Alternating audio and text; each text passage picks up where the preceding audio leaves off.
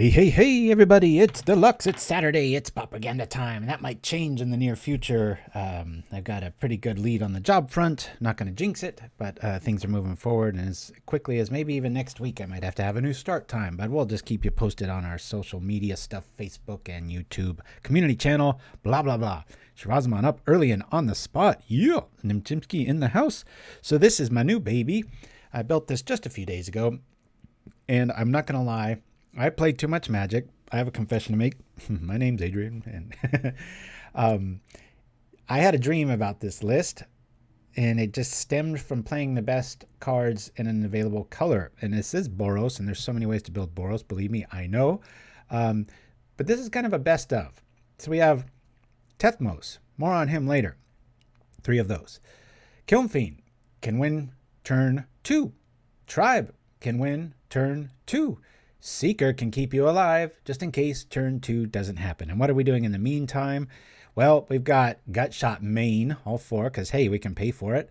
We have 1 Crown of Flames, which triggers both Seeker and is a really fun trick with Tethmos, but having too many of them is a little lackluster, and we have Faithless Looting to find them. So we kind of like just playing one of those so far. Maybe we'll learn more about it. 4 Expedites. I did have 4 Crimson Wisps as well. Thought that was a bit overkill. I also messed around with Reckless Charge, which I think you could probably squeeze 2 in this if that's more your style. I don't like Crimson Wisps, however, because there's so many things in the sideboard that can snag them. So before I get going too much further, good morning to you, Lauren Sushi, and everything is going as according to plan. So Faithless Looting is our catch-all. We are playing 3 garrisons to pitch stuff back, and we want to get rid of some things, mainly Lava Dart. We have 3 of these. I did have 4. I needed to make room for the 4th Inside Out. This is a surprisingly good removal card. I'm not going to exaggerate. This rarely happens. About once now in about 20 games. And it's usually on turn 2, and it's just like, good game. However, this is just a really good trick. This is amazing with Prismatic against aggro decks game 1 when you don't really have time to discard this the old-fashioned way. You just need an actual discard outlet to catch them by surprise. And this kills everything from Thermal Alchemist to Mnemonic Walls and such. It's pretty cool. There's a lot of neat little combat tricks too. And Mutagenic Growth, of course, one of my favorites. We've got 4 plains. What is this? 8 mountains, 3 garrisons, and 4 Alpine Meadows. So that gives us 11 sources to white if you look closely, and 15 sources of red. Why so many red? Because we're running Lava Dart. On top of that, there's a lot of big creatures about, right? Affinity didn't get that big of a banhammer. Jund is still a thing. So I'm playing 3 Mind Collapses that can kind of, if we're not going up against fairies, we can swap them out for Lava Darts, which is the obvious choice there. You can also target your own Tethmos in a pinch. So Nim Chimpskey, Mtmentat's back. All right. Alrighty. So we have 1 Kami of False Hope. This is just my cute little tech, just in case we're not the aggro and I need to start bringing stuff back ad nauseum. 2 Standard Bears, the same sort of thing. Getting those back at instant speed is a pretty neat trick, especially if you're only paying 1 life or no life to do it. The 4th Tethmos, I was trying to come up with a lot of neat options against mono black control, and hey, what do you know? It's kind of good to have 4 of these. If you can survive. Mutagenic sometimes plays a lot of defense on that. So like I said, we have 3 Mind Collapse and Shenanigans. It's kind of our anti-affinity package, and these are pretty good. Careful of the language here. The card optimist in me wanted to go, hey man, I can just do this just like Snuff Out, right? Nope. If it's your turn, the very first thing. But me and my weird way of reading things, I didn't catch that for the longest time. So, and I still sometimes am like, oh, I'll just wait till, oops, it's not my turn. Good news, we're usually pretty proactive with Seeker and Kiln Fiend, and we want to be doing stuff on our turn. So, float the mana or use something and then destroy it. 2 Flaring Pain for the obvious reasons, and 4 Pyroblast. That's the list. Anyway, guys, we've got all kinds of stuff. Yeah, I've considered Bodyguard. I have considered Mark of Fury. I've considered Conviction, Justicar's Portal, Plow Through Radio, Orum's Cure, Whiteout. I've considered a lot of things. In the end, this is how I like to do it. Spikeback TV. All right. Hey, got some new viewers. And we're going to go off and see what we can see. And hopefully it's a lot of victory. Let's do this. I should probably do this before and then run over here. Oh, what's that word called? Nepotism, I think, where you have favoritism for your progeny or your parents or your kids. very true in this case, but I think my son's talented enough. He's got a really cool collection of cards. Shirazma, Nim Chimpskey, or Rebecca can post that up. I know I sent the email just a while ago, but it's a pretty cool thing, especially if you like Zelda. He's really gone in depth. It's not just some cutesy little, oh, this thing has flying. He really focused on a lot of this stuff, and getting a lot of good feedback, so I wanted to share that out there too. So sweet deck, says Sick Ritual. All right, yeah, and we've got the deck list floating around. Thank you for that, Rebecca. Now we have Faithless Looting, and we've got some targets, and we're on the draw, so I'll take a chance and keep this. A couple of times I've been in deep with this list as far as deep doo-doo is when I keep a creatureless hand with a Faithless Looting. I still haven't learned my lesson. What are you going to do? I'm not going to do much. I'm going to go like this, and I think I'm just going to wait here. Yeah. I'll wait. I'll float and pitch for the looting, and we'll go from there. Yep, that's the one. Thank you, Shiraz. So if you're curious on my son's cool little mindset when it comes to designing cards, he does all his own flavor text, not the art, but that's about it. Everything else is mature beyond his ears, that's for sure. He's kind of born old school. All right, so there's our creature. We're going to drop a garrison, and almost sounds like some internet term, like some sort of negative thing, right? Drop a garrison. All right. Well, we don't really have to worry about damage, but I also would just like to be efficient. So I'm just going to discard double strands here. You never know. Combat stuff happens. Watch, we're up against like some fog list or whatever, and that's when we want those to be flaring pain. But hiya. Okay. Hey, Paladin 19, Nim Chimpskey, Lorraine Soshi. Whoo, we got a lot of people bright and early today. Again, a reminder, October 23rd probably will be no show, but hey, maybe there will be that week because of my new maybe to be work schedule. We shall see. Things will be going about. So we've got the little Bald Beauty and Seeker. Now what I do like to do here is I think, given this scenario, we've got Mutagenic. We're not seeing, we're probably looking at 3 or less damage, so I can keep things alive with Mutagenic. I believe I want to just, it's a question of what we want to do next turn, right? Do I want to gain life or do I want to do a lot of damage? I can do both. So I'm going to drop the Seeker. We're going to play a little bit meek. I'll drop the Meadow. If you look closely, don't have to look that close really.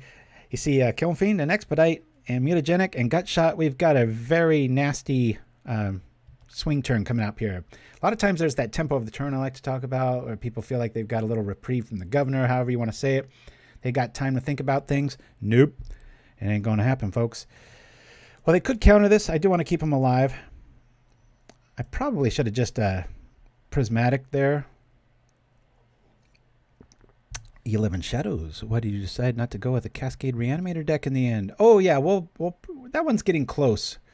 We're going to, I almost brought that today. I just wasn't happy with the win-loss ratios I was getting. And to be honest, it's just a little bit, I played quite a bit of Rogue recently, and sometimes I like to mix up something that's got some pretty nasty firepower, and this is one of them. Oh. Okay, here we go. Pop. And boom.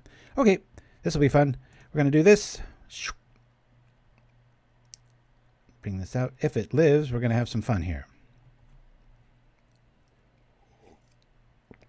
We just discussed that. That will be coming up. It just wasn't ready, and I didn't want to give it a subpar showing. All right. Here we go with this. Seeker of the Way. Getting stronger. Kiln Fiend getting a whole lot stronger. Out of the blue, I got a weird feeling I don't want to go all in here. This kind of feels like some sort of we don't really need any more lands here. So I'm actually going to loot main phase just in case. I feel like we're walking into a moment's peace here, but I'll risk it for no biscuit sort of thing, and hopefully we can see if we're going to run into something a little more worthy. I'll get rid of the looting here. I think we have lethal if I really wanted to go all in. I don't know if it's worth it or not. I'll attack. Coming over for 11. Let's try 1. Sure. Should we go all in?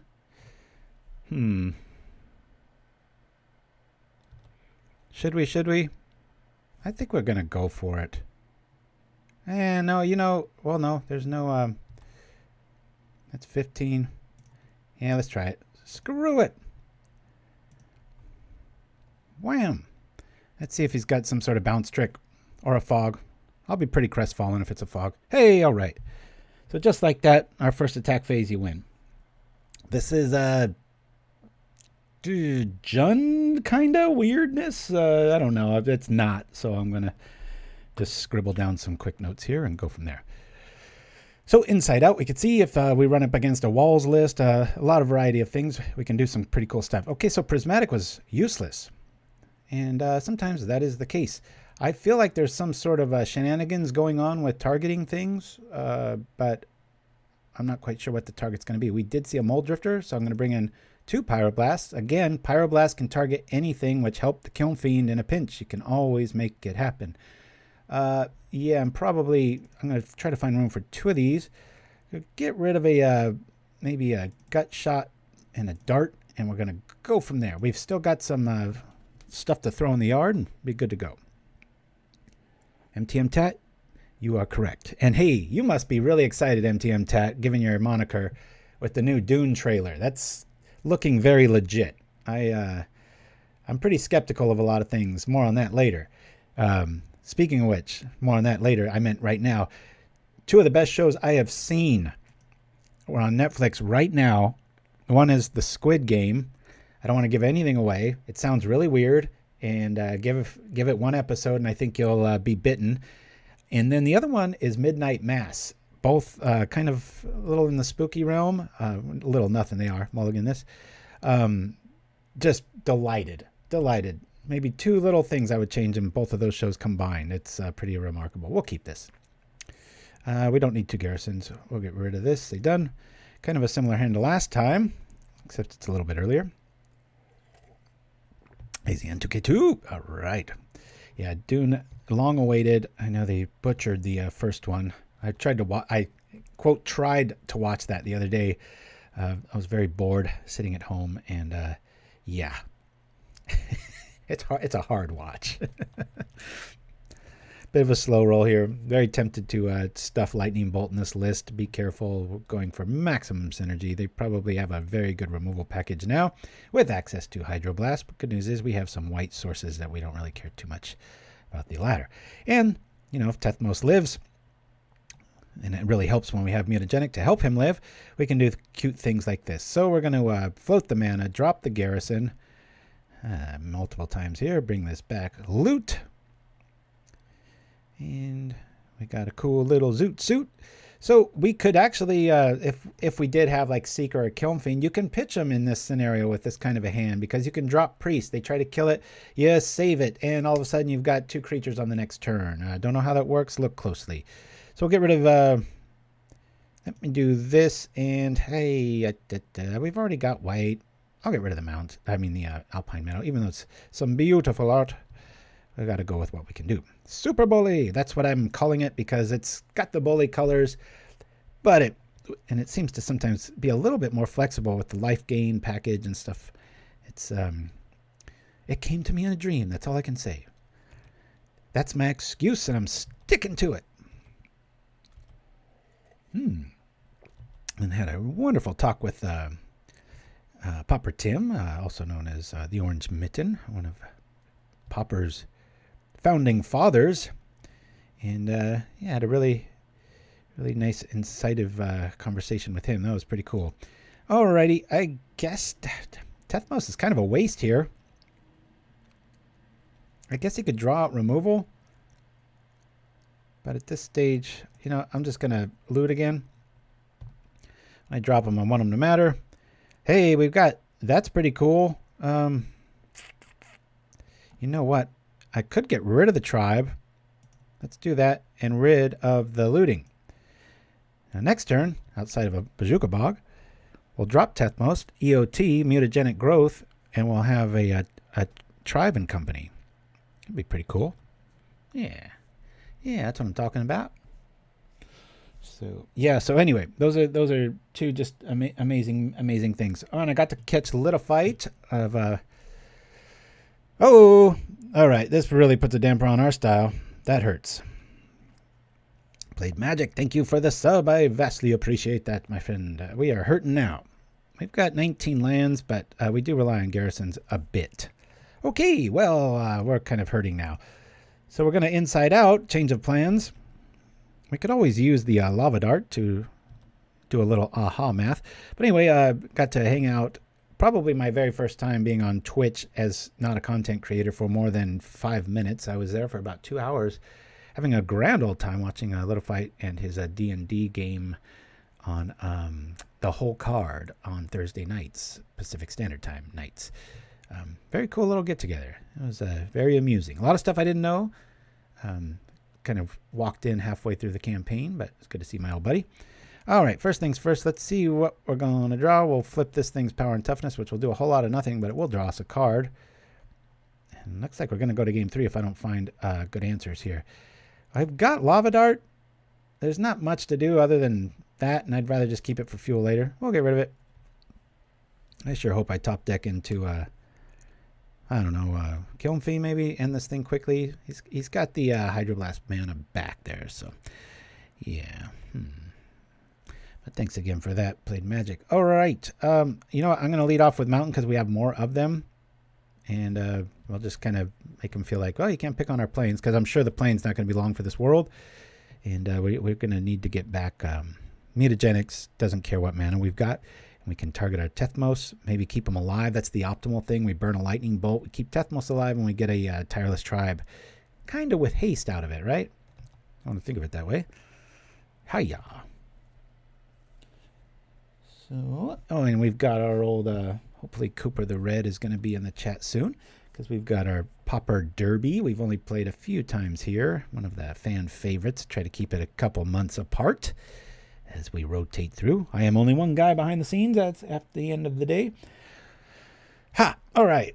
Hey, our lands are safe for the turn. Isn't that nice?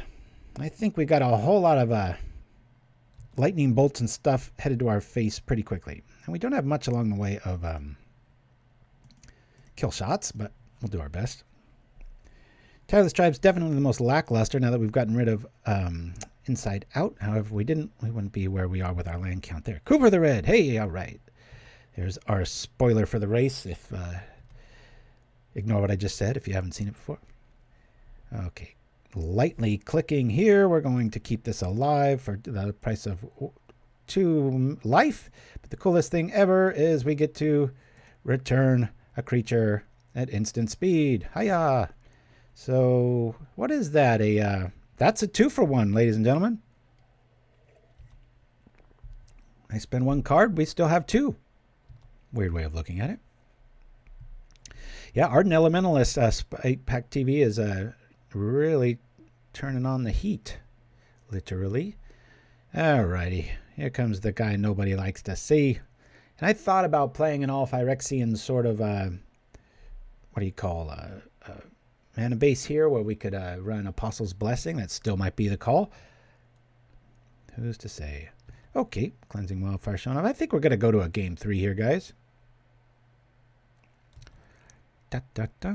Cooper indeed in the house. Thank you for the propaganda hype. Sorry, I'm reading backwards there. Spike Pack TV. Okay, so we've got a big old 6 guy coming at us. Ah, got some respect on our name, eh?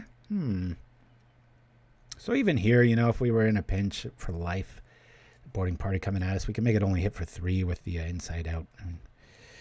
And we could kill that Mold Drifter if we wanted to right now with the Lava Dart Gut Shot. But, you know, that's going to cost us a bit of life. We can always, what I like too is gut shotting my own Tethmos sometimes. If you're not going up against swamps or mountains. Pretty cool stuff. So I think this deck's a little too good for me right now. If I played it for like a week, I think I'd be playing it optimally. I haven't really punted yet that I know of, but you know, I went and took out Prismatic Strands, and I kind of need them, but it's a pretty colorful combination our opponent's running here, so I'm not quite sure if that's the answer or not. That looting looks tempting, but I don't know really what I would get rid of. Actually, yeah, I do. Let me do it now because this hand, we're not long for this world if this scenario keeps up. That will be 5. What do we have here?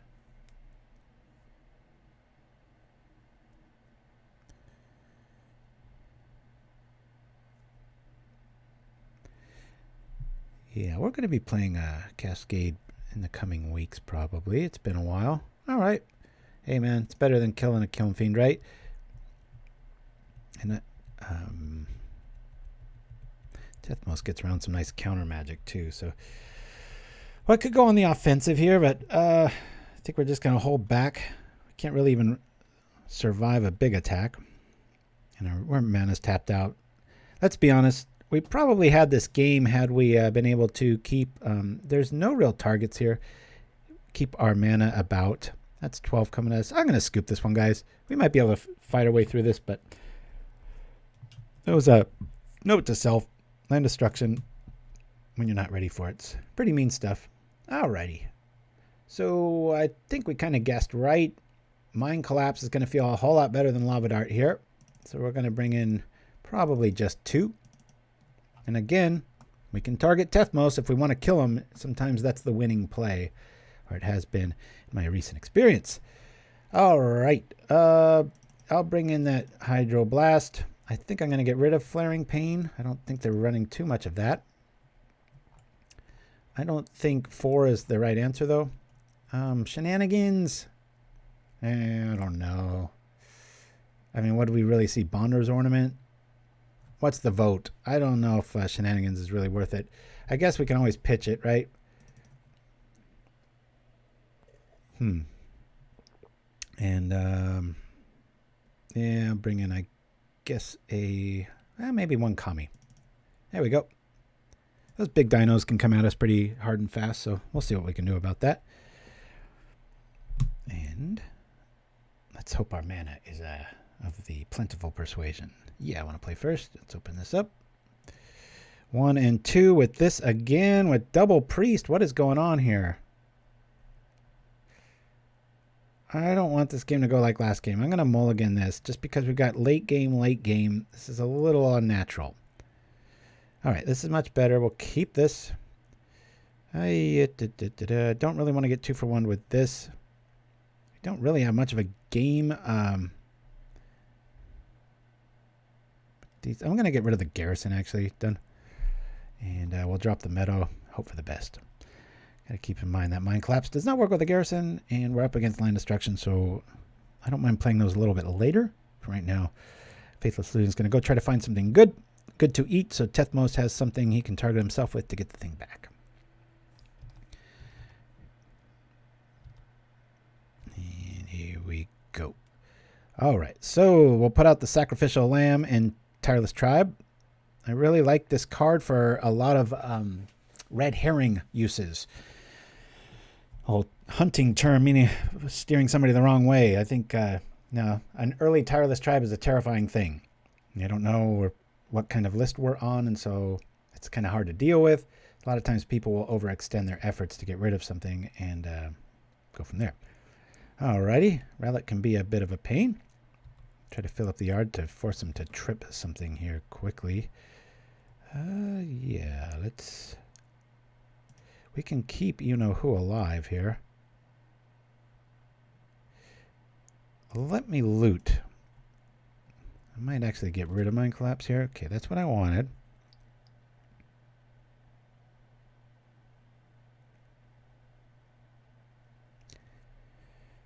I'll get rid of Mind Collapse. Tough stuff. I just can keep things alive. I'll get rid of Expedite, actually. I'd rather keep my Kiln Fiend alive. And so we'll do this. This way I have a Tethmos option to bring back Kiln Fiend at instant speed. If he does die, might be worth it. We'll see. All right. And this way it's going to force him to keep a mana open and have to trip the whole yard to do this. So, okay, we'll get rid of that.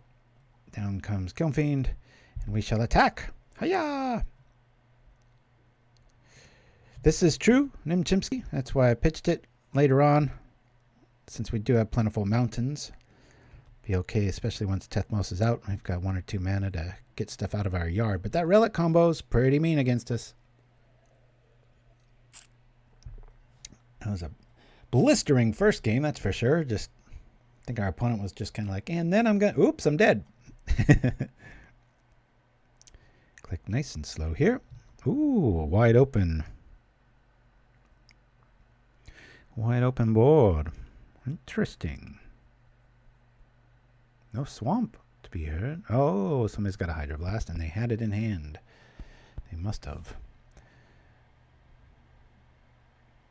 Yep, down goes Mind Collapse. And I believe we're going to have to keep that Kiln Fiend alive with Tethmos. I don't think it's going to live very long. I'm pretty sure we got a Hydroblast headed our way. That's what I would have done. We could see right now, right? That's kind of cool. Yeah, I think we got to get rid of Relic here and just roll the dice. Right? Let's get rid of Relic. Neat scenario here. Before it goes to the yard, he's got to choose to trip it or not. Which really helps our board. Okay. And hopefully we dredge up another Kiln Fiend or something like that. That would be pretty sweet. And in a pinch too with Relic out, you know, we could have pitched maybe a land if this wasn't against a land destruction deck, and with the Tireless Tribe's help.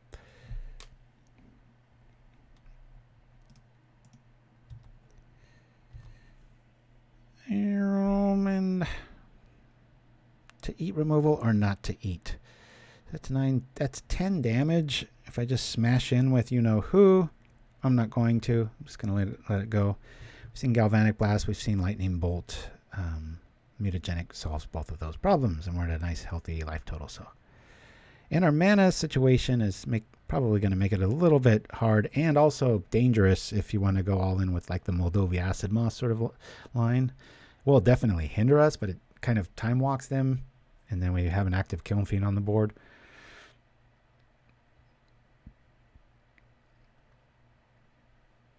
All right, I believe we're going to try to keep this alive. Because we have a Shenanigans next turn. Let's try to keep it alive. Oh, duh. Okay, there's the punt of the day. I hope he counters this. Good. All right, so my punt was covered by their punt. Oh, no, it wasn't. 2-2. Okay, I thought this was an artifact land at first. It is an artifact land. I was right. Okay, well, we got a free Galvanic Blast out of the deal. That's fine. We'll drop Tethmos. Mutagenic would not have saved the Kiln Fiend. We do, you know what? I'm going to chance it. We don't really have too many targets there. Let's try to just blow some stuff up that matters. Maybe we'll get a Hydroblast out of this. Nope. Okay. Even ramp decks can suffer on mana a little bit. And next turn we'll do some things. Shenanigans, I didn't think too much of it when it was first came out. I mean, I know it was good, but that preponderance of just solution, just every turn, and the dredge count on it, it's so ridiculously low. Just love it. Well, there's some more ramp. 3, 4, 5. Do we get rid of the Great Furnace? I don't know if that's worth it or not. I don't think it is. 3, 4, 5. Do have a very sensitive turn coming up, though. I'm not going to do it. We're going to cancel. We need everything from land to whatever. So let's do this. I don't want to bring out Tethmos till I can get something out of the deal. Sure wish Tethmos was an artifact cat cleric. That would be really nice. Target him with Shenanigans, kill the guy, bring back Kiln Fiend. Well, it wouldn't be instant speed because Shenanigans is a sorcery, but you know what I mean. You get the idea. What I really hope to go up against is some fairy lists, because we've got Lava Darts and Gut Shots main, and that should be quite the fireworks show. Be just like fairies, though, to be able to just squeeze out of it, right? Get some active ninja going, and we don't draw into it and be like, son of a gun. Okay, thanks for the update there, Nim Chimpskey. See, we've already gone over the considerations. We've done this. Keep in mind, we're going to keep trying to do that what would you know segment. I forget about it a lot of the time. Or what did we learn is what I meant to say. And what I'm learning is that land destruction's early pretty good against a lot of decks. Maybe not so much this one, but we'll say cancel on this. Kind of feel good about that because the double furnace showed up, and not too worried about that. This would be a good time for something. All right, let's. Boy, oh boy, oh boy. Not much here, is there? Let's loot. Good news is we've got some time. Bad news is I don't think we have more than maybe a turn or two. Cancel that. And cancel that. Okay, cool. Don't want mine collapse, as brought up in the chat. And yeah, that kind of sucked. I guess we'll get rid of Mutagenic, even though it would be nice to have that for our Tethmos there. Plan A. Yeah. All right. Here we go. Tireless Tribe. Always love the cool washed out look of this. The color palette there. It's like 2 or 3 colors. You could probably pull that off with like 2 colors. You get that deep red. You mix it with the off-white. You get that orange for the pole, and then off tones for the skin. A little bit of black. I guess that's 3 colors technically. All right. Our deck has to start agreeing with us. Yeah. So I've had a mini punt in the double galvanic blast, but it was covered up by our opponent. But I think worse was to Lorraine Sushi's point being I was so tunnel vision with big creatures, thinking Mind Collapse probably not that great, knowing that they are on land destruction, but maybe they change their what do you call it? Not perspective. Their line of attack, something like that. Yeah. Cancel that. Right. Well, we've got some interesting options here. We'll bring this out. At least I'll have to main phase that, and we're gonna have to let Tribe go. Fortunately, if High Priest is right behind it, we're really kind of screwed here. We're forced to block here, otherwise it's just lethal. It might just be lethal anyway. They might have enough galvanic blasts in hand. So, alrighty, here they come. All right, well, we'll get rid of this and this. That's probably like a fiery cannonade headed our way. Nah, with a Mole Drifter, that wouldn't be too great. Is Tethmos going to live? And do we get a lightning bolt to the face? Yep, okay, we do. So a little lackluster. Came out swinging hard. Kaboom. And I think I was more at fault than the deck was. But what you going to do? Let's see what our next card was. Boop. Not too much help there. Could have probably sideboarded a little bit better there. But hey, like I said, I'm still learning here. As I hope you are too. What did we learn there? Well, Mind Collapse, not good against land destruction. Ask a kindergartner that. They probably tell you that, right?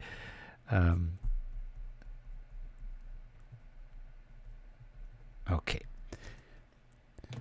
Well, got you all hot and interested right out of the gates, and then I failed to deliver. But it's still early, my friends.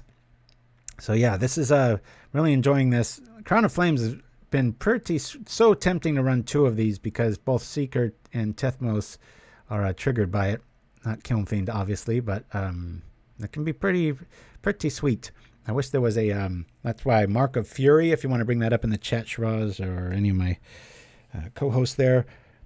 Very interesting card.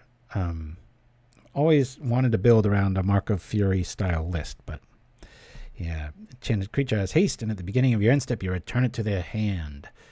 I think if you maybe went all in with something like that and some Tribe, or I don't know, well, but Tethmos would be a damn good target for something like that. So pretty sweet. All right, here we go. Let's see what we're up against here. As we have a pretty good hand. Boy, that looting garrison combo sure likes us. We'll keep. Hiya, Marco Fury. That'd be a good name for a list.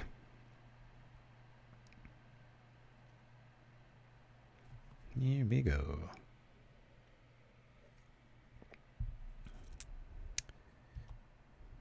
I'm going to lead off with a mountain and just pass since we have access to Lava Dart. If that wasn't there, I would be really tempted to maybe loot first, but we can always do that second since we have really much both options.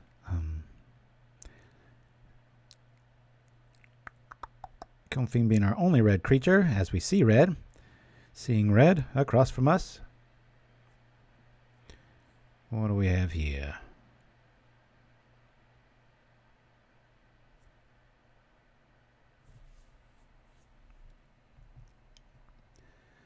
Double Vault. Oh, is this that vampires list? Maybe it is. All right. We'll do this. Drop the garrison. Bring back the mountain.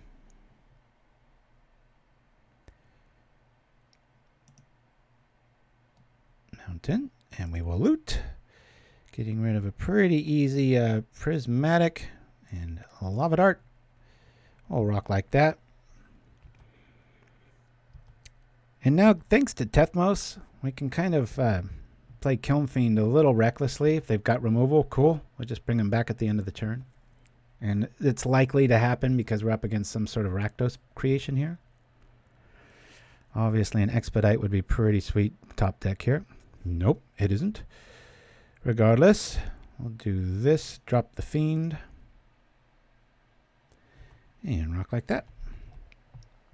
Plus Crown of Flames too. Multiples, usually don't have the mana to bring it back and you end up going down a card. It's really good mid to late games. So another reason why we're only running one is we have quite a few draw spells. So of course my phone starts lighting up. All right, clear that. I'm just done telling people like, hey, by the way, don't text me. So we've got Lava Dart in the yard. It's a nice quick answer for that.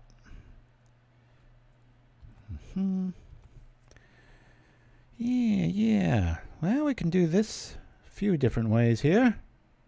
Do I just want to kill that? I think I just want to kill that and keep Lava Dart available. Don't really have an option there. I can always Lava Dart myself. Let me bring this out. Keep in mind we've got Prismatic in the yard. If I drop the garrison, I don't have that option anymore. I'm going to drop the plane. I'll just attack here.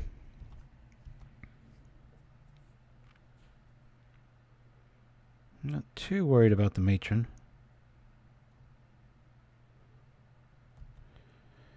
I think I'm going to try to save that for the you-know-who goblin. I'm pretty sure this is that infinite Rakdos style one with the putrid goblin.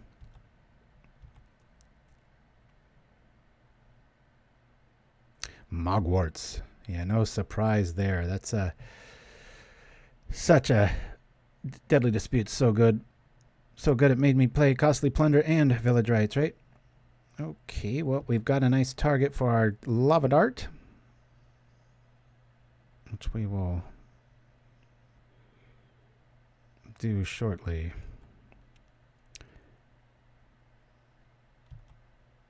Alrighty. I kind of wish my Kiln Fiend was dead at this point. What's going on? Alright. Let's do another priest just so I have prismatic backup. Very strange. It's a very strange list indeed. We'll kill this to this.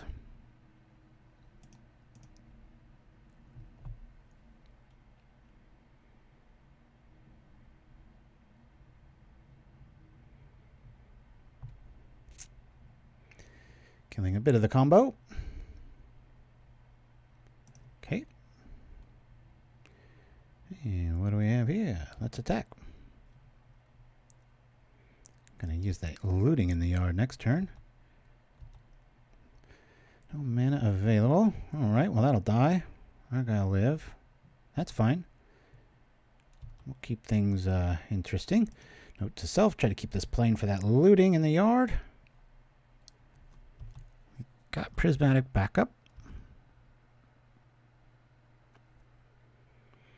Lavadart's one of those cards it seems like if you just force yourself to play it, you'll notice, wow, this thing comes up in a lot of scenarios.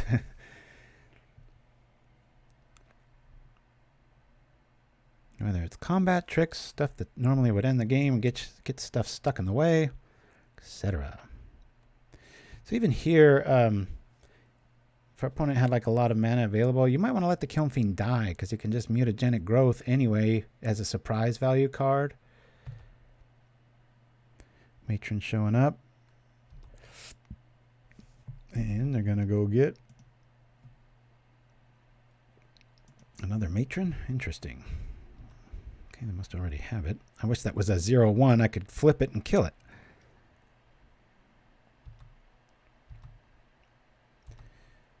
Whole lot of creatures going on. We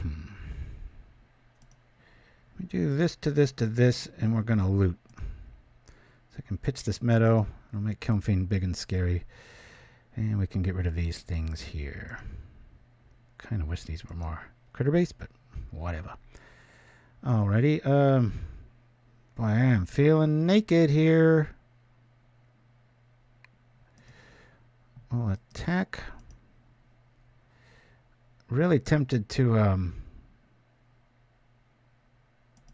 see how he blocks. I'm tempted to inside out my Tethmos to hit harder, but also hopefully to pull one of our 4 gut shots.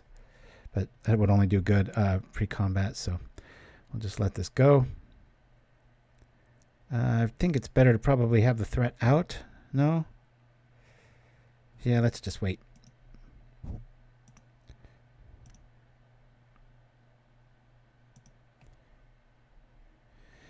Well, it's got Kiln Fiend and a haste engine too. Shenanigans is only one of the cards, Raven, out of all of them. 1 in 75. Alrighty, this kind of blows here. Let's see if I can inside and out. It's not going to help that, but it might help here. Let me do this, see if I can grab one of our combinations. We don't have anything to hit with here. Okay, that goes. We don't have any targets in the yard, but we might be able to top deck one of our 4 gut shots here. It'll kill the goblin in response. Come on, gut shot. Nope. All right. Hey. Okay. The infinite mana is there. Do they have the school? Yep. And we scoop. Boop. Not fast enough. Mogwarts. All right. Hey, back here, you. Begin sideboarding. So we've got the Expedite in the crown. We've got Lava Dart. Got quite a bit of stuff main that should have been good enough there.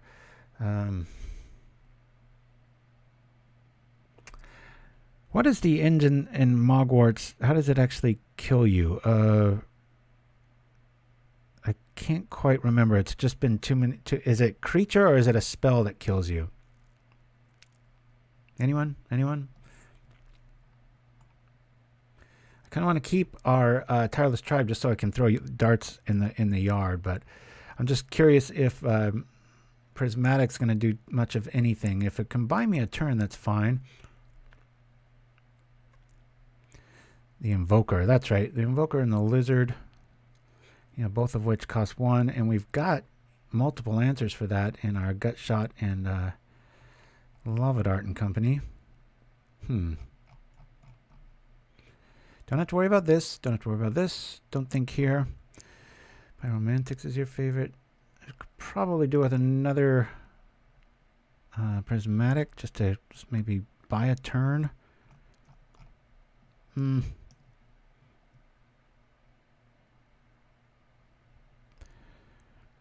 Yeah, that's the 2/2 one, right? You know, if we brought in a standard bearer, they'd have to target that. We could maybe throw on strands to buy a turn, but then they can just keep doing it, right? So that's a little...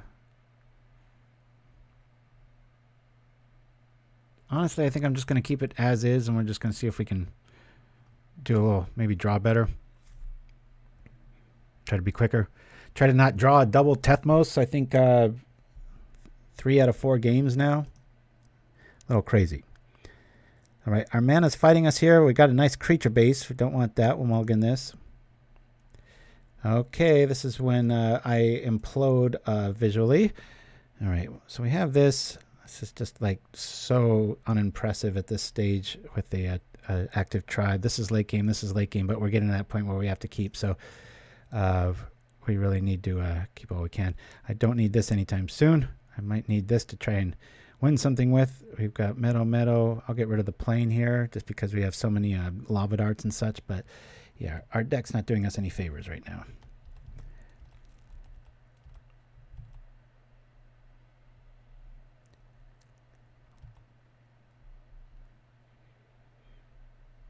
Very underwhelming hand to open up against kind of another combo deck. I guess you could kind of call this aggro combo. Probably one of my favorite archetypes. If you get the tribe early or the Kiln Fiend out early, it's a good time. Speaking of the devil, I say we just go for it. He already knows we don't have any ammo in our hand, but if he wants to spend a turn killing it and Tethmos shows up, we'll at least have a target this time. Wellspring. Okay. This would be really nice to draw a lava dart right about now. Not bad, not bad. I'll play this. Play this. I'm just going to try to get in damage while I can, guys. We're already hell-bent. Not having the best game, so hopefully they're struggling to hit red or something, and we can end this early. A lava dart will really end this early.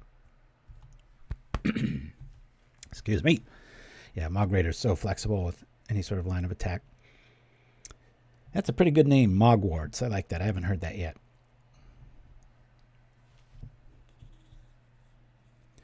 I first saw the initial designs of that list. I was like, ooh, there's something definitely there. A couple more sets, and here we are, a couple more sets. Deadly Dispute and a few other things. Things getting fleshed out. Starting to play a pretty good ratio. Okay. Even a Faithless Looting into some lava darts and make it in this really quickly. No fault of our own this time. Our deck was fighting us. We had to lose 2 or 3 cards. I can't quite remember. I'm blocking it from the pain. Alrighty. Well, that's pretty funny, right?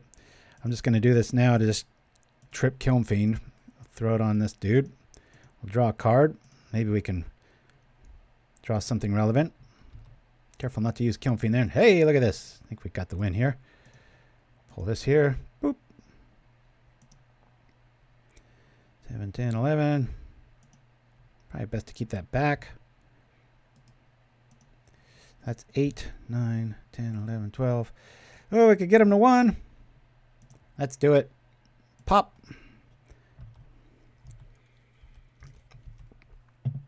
A lot of firepower. Any spell or any creature gets through, we're good. They still might be able to wiggle out of this one. And that'd be funny. 1 shy. Double and triple mulligans don't help. There's a critter.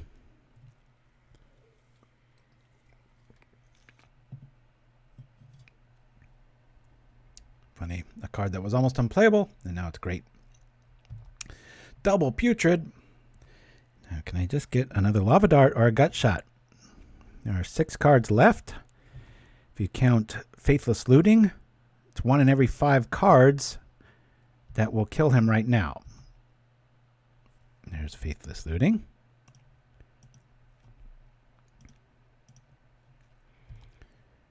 And no.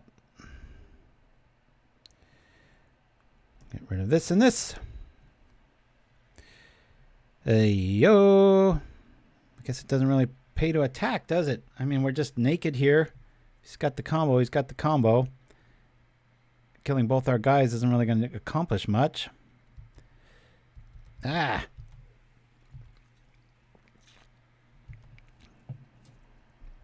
Yeah, that's one of the things with Mogwarts everybody was talking about too, is like that first day of class is kind of a game changer.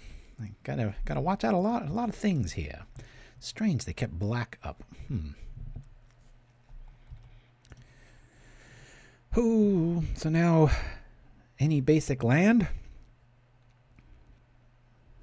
I've got pretty much one turn to get a lava dart or a gut shot, a basic land to get the Faithless Looting to flash it back to do something.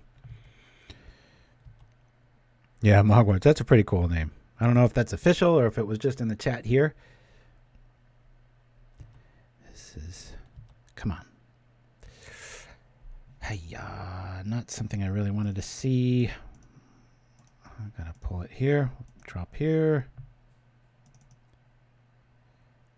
Actually, I probably should have targeted his own creature there in case he wants to target this, but oh boy. So we're dead here if he's got any of the good cards, which he's got 6 in his hand. This is mega frustrating. I think in case he's got duress, I think I'll just hold this in hand. I would love for this to be gut shot and just play dumb, but for right now, we have nothing. This is going to be a very frustrating loss if he does have it, which I'm pretty sure they do. I cannot believe this. I would have bet a lot of money that I would have at least started 2-0, not 0-2. Misboarded last game, so that was kind of my fault. Yep, there it is. I'll just let this go off so that we can refresh our knowledge. He'll do this turn. Yeah, well, we drew the land a little bit late. What did I say? Now it's like, gosh, I think 38% of our deck kills him. If you factor in the lands with the looting in the yard. Once that's deduced down, 7 cards left. Mega frustrating. But hey, it didn't get there, so. But let's see what the kill choice is. Who knows? Maybe they'll mess up and mill us, right? It'll be some weird mill tech. Throwing lava dart and boink. But I feel good that we went all in. I do think that was the right call. It's just we just drew the wrong. We just didn't top deck. Like I said, we do have 4 gut shots main. 3 lava darts, which play like 6. So, all right, I won't let him go through that. But there's the combo. He generates the infinite mana, and there we go. See, beautiful list, up and coming for sure. All right, we'll just go right into number 3. I don't have to use the restroom, even though I lost 2. I think it's more my fault, not the deck's. No biggie. We'll start crushing soon. I almost promise. There is a slight chance every once in a while you can play a pretty nasty list and it comes up short, but I think that's definitely the first time I've lost back to back. I think that ties me for my grand total of losses with this list. And of course it happens live. Such is the way. Yuck, but we have looting, so I'll keep it. This is the kind of hand you want to loot first because we have options, so we'll keep this. Come on, let's see a Fairy Seer drop. Right color.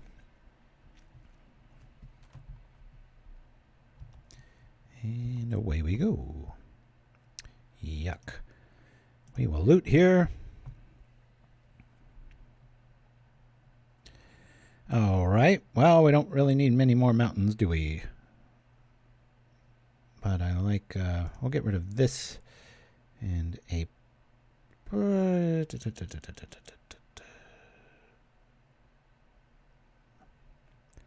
get rid of the 2 basics here. I've got options here. Drop the meadow and wait. I've got gut shot here. Yeah, thanks a lot, gut shot. Look what shows up right when we don't need it. Where were you last game? You son of a bitch.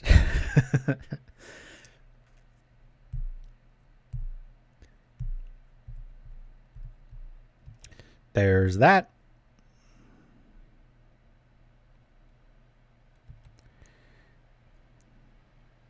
And we'll probably just wait to pay the 1 red mana. No need in losing our life, right? Probably a ninja in the midst coming up. Oh no, the Gutshot vid, that was from a Key and Peele episode, and it got, always had a bunch of copyright issues with that one. So they leaned in pretty hard with that. So I just completely deleted it from the system so that I can't make that mistake. Might just start bringing stuff like that back though. And YouTube has a feature where you can just auto cut stuff out. But then my YouTube audience doesn't get the same show. And honestly, that's where a lot of the funds come from, is YouTube views. So not that that's anything to write home about. I think I could buy this soda every day or so. It's like, whoa, wow, rolling in the money now. Yeah. But that's not why we're here. We are here to entertain the masses. Once we get a creature in our yard, we're going to play a little recklessly, thanks to our hand with Tethmos and company. Yeah, we got all the firepower we want now. We don't really want anything in the yard, but we could throw creatures or other stuff in there. And this could also bring out a sprite. So I'm going to loot now. Oh, guess you don't have sprite. So I kind of like this play.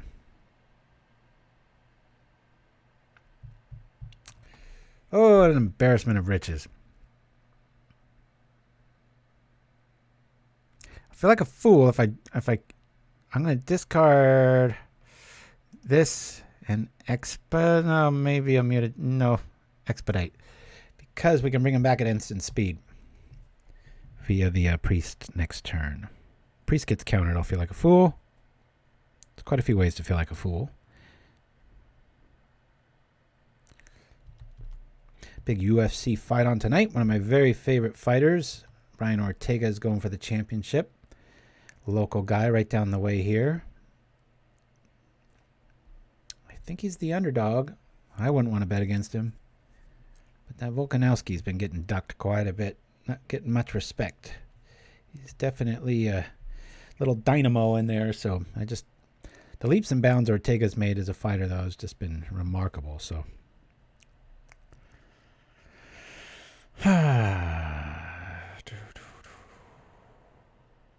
Okay. Tempted a gut shot before the scry goes off to try to get maybe a counter happy sprite to show up so that I got the all clear on Tethmos, but that doesn't mean he lives. Mutagenic one isn't going to go very far against a snuff out. Right. Well, this will ask for a hard counter. But with black, maybe he'll just be able to kill it.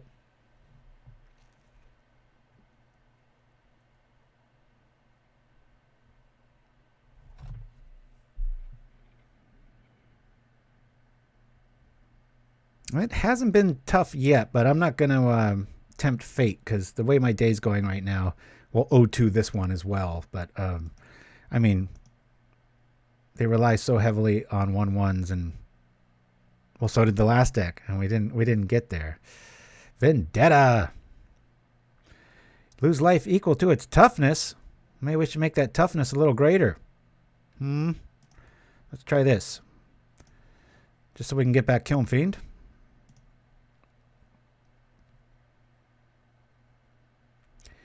Now there's no... he's going to take some damage there. Let's... I want to shoot that fairy now.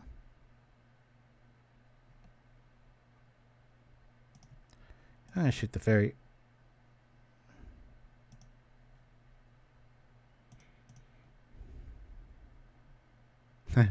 I could make that Tethmos hurt really bad. Make him take 7, but right now...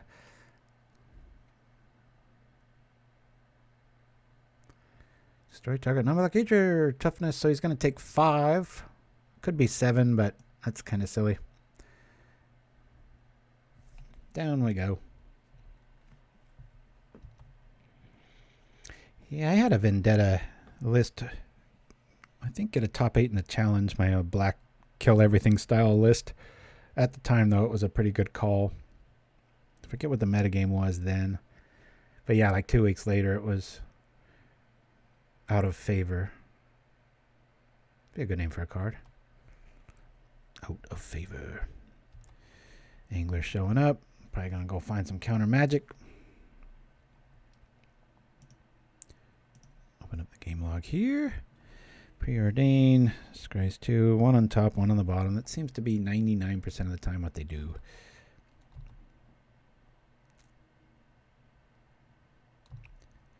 Alright, we have this and this.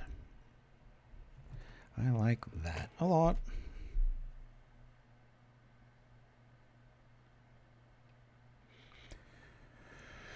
Oh, we can kill it. Let's try that. It lets us through. We might just be able to win here.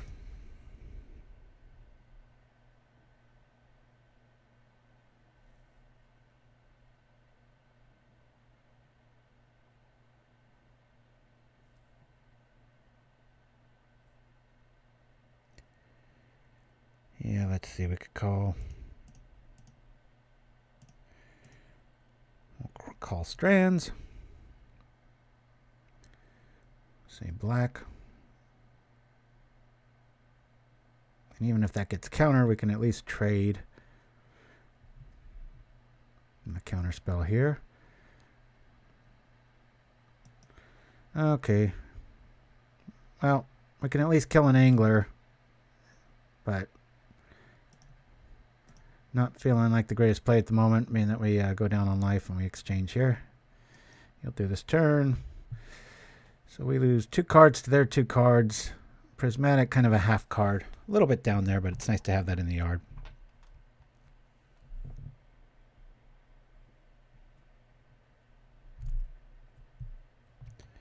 All right.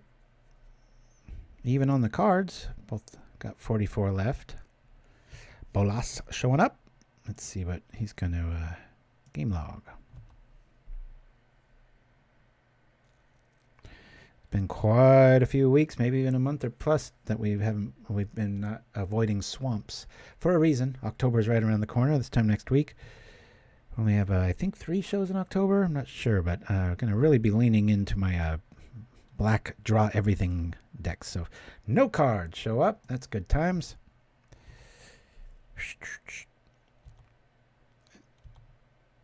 And we have all the answers and none of the threats. If this deck has any notes, it might be 1 or 2 creatures shy of a really good scenario. But with the draws and such,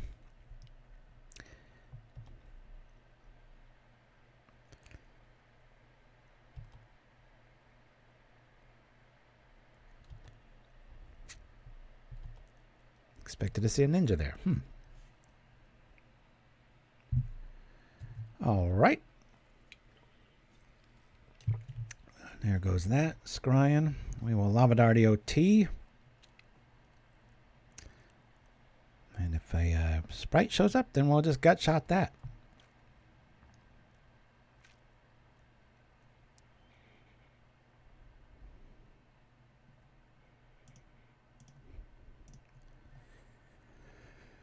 Yeah, when you can find a way to put an organic mix of gut shots and lava darts in your list, it seems unfair to Fairy Pilot, but when it works on offense too, it's a pretty nice little combination.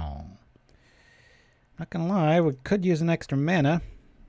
Getting nibbled apart by an augur, quite unexpected, and a lot of our own mutagenic spells, taking a nice little chunk out of our life.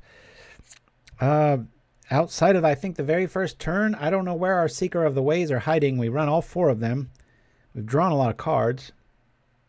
Pauper Tim in the house. Good to see you, my friend.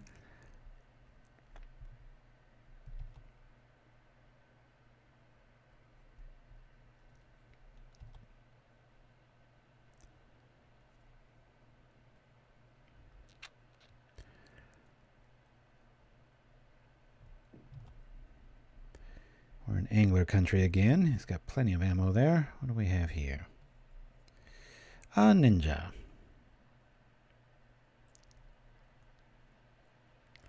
Do I kill the ninja?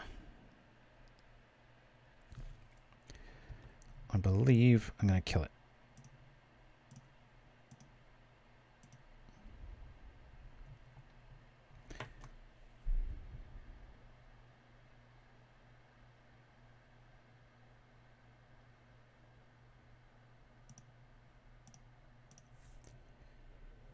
Let's hope. Here comes the sprite, right? Oh, okay. At least it's a hard counter. That'd be quite the slap in the face. Still, though, cost us 2.5 cards. That blows. They're tapped out, but a Seeker would be really nice right now because we've got Prismatic in the yard, even though a Swamp's probably not going to worry about that much, but we can at least, if they wait till their turn, do something about it. Yuck. Yuck, yuck, yuck. What is going on? Had nothing but fun, amazing, explosive kaboom hands with this. And of course, live on the show is when it decides to take an absolute crap on my soul. Well, we know he's got an auger. Hate to do this, but I'm going to do it. I'm going to kill that. I'm going to go down to 2 mana. And stop this avalanche engine of card advantage. These are usually a Kiln Fiend bait and getting us life with Seeker of the Way.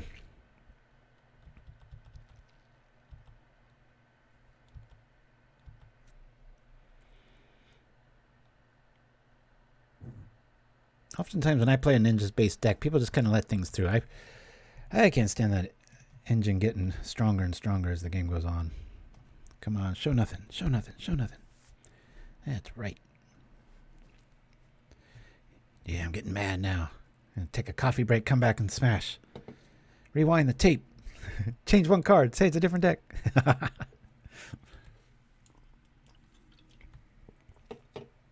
Wow, if he's got a counter spell there, this is going to be GG. And there's that. All right, well, I'm just going to lick my wounds. Go to game 2. Let's see, Demir. Not going to lie, I am a bit flustered right now because I honestly am just of the opinion this can really, really rock the room. Going to get rid of those. I think I'm going to get rid of Crown of Flames here just because they have so many ways of killing things instantly that aren't red, and so our mutagenic plan's not going to help too much. Obviously keeping Gutshot and Lava Dart. Can you believe? Seeker. Look at this. Here's the evidence. We have 4 of these. Hi. Maybe I'll put you in each pile and that'll help the odds, and I can quit drawing these. We're drawing the 3 cards that we don't have, that we have the fewest of creature-wise. We do have 15 creatures. We have draw. We've got 3 spots.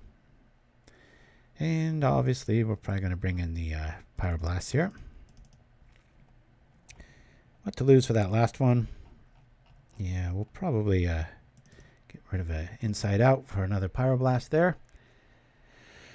And I believe we can roll like that. Let's see how we do here. Sushi has spent 10,000 Pauper points. Oh! All right. So, Rebecca, end of show. I thank you for alerting me. Burn, baby, burn. I'm sorry. I'm too hell-bent on the issues at hand. We will burn a card. All right. Yes, we want to play first. Thank you, Deck. Hey, look at that. This is the kind of hand I get when I'm not streaming. All right. We'll put out a Sacrificial Lamb. The form of Tribe. Boop. Standard Bearer. Thank you very much for that. Arrange Sushi, one of our new moderators to the family. Let's see what we have left here. Probably shouldn't do this during the show. As I pull this down so I can remember. We've got, if you're new to the show, I got a thing against whiteboarded cards. We burn them often. Here's a counterspell that got roasted a couple months back. We have 3 cards left. We have a Sandstorm, a Plains, and a COP Black. So consider the following, at least until the end of the show.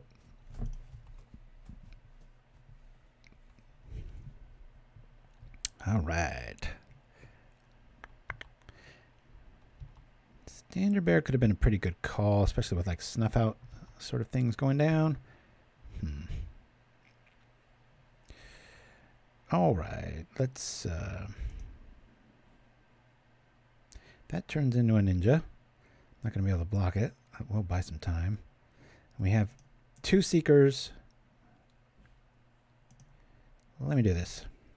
I'm just going to run into that fairy. I don't even mind trading at this point.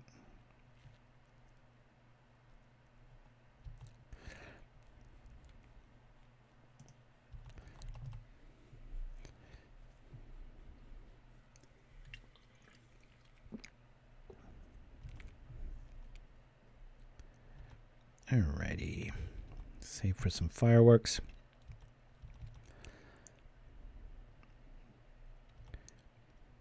I was really hoping we could walk right into a spell stutter combo and, you know, trigger gut shot and swing on over with some life for the seeker, but I guess it's not in the cards. Tirel, just one random guy. Hey, nice to hear from you, my friend. All right. Let's see if this deck's going to do what it's supposed to do. Oh. Staying back, eh? All right. I got a feeling they're on Hydroblast, so I want to keep my Kiln Fiends back a bit. Drop a Meadow. I'll drop another Seeker. Let's make this really interesting now that we've got the volume for it, right? I'll just attack you. I really want that gut shot to nab a Sprite and for the double aha factor. So now we could top deck a Expedite. That Kiln Fiend, and that would be quite a few fireworks. This is feeling like the deck I brewed.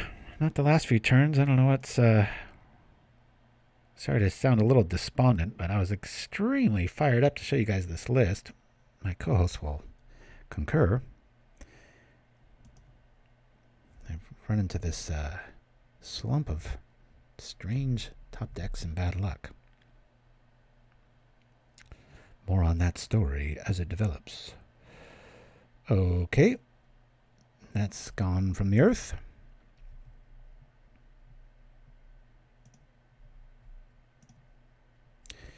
Now I've got an opening, don't I? I'll bring out this guy.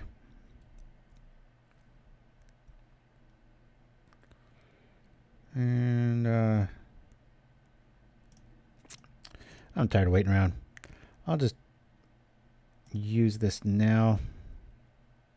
Well, let's wait. Got double fireworks there. There's probably a snuff out headed our way. We'll see.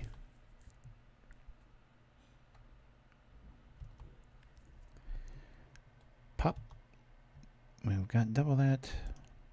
Plenty of planes here. I should have dropped that first for the fear of inside out, but not too much to worry about.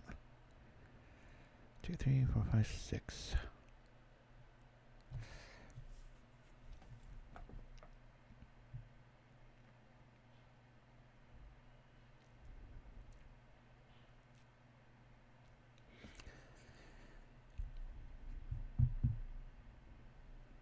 Ice tunnels showing up. Really like for them to get tapped out. Sprite mana showing up. I think I'm going to bring out the tribe just to try to bait that Sprite. We really don't need... Well... Nah, that'd be... I was thinking Suffocating Fumes, but that's a pretty silly play at this point, right? This can infinitely block ninjas. Alrighty, well, shoot.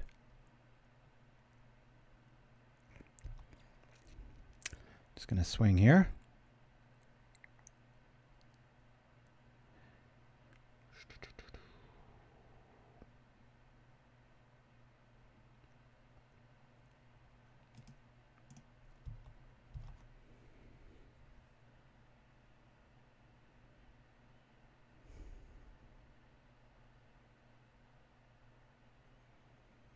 And down goes that. Alrighty.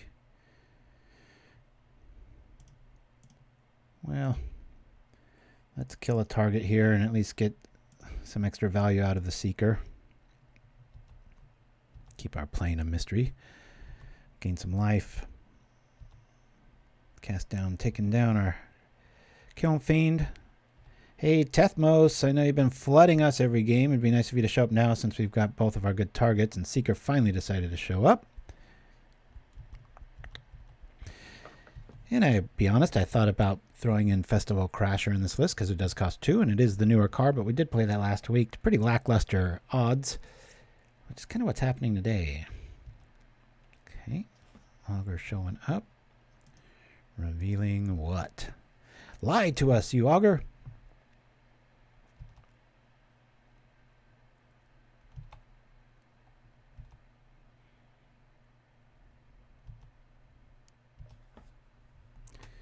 It's interesting.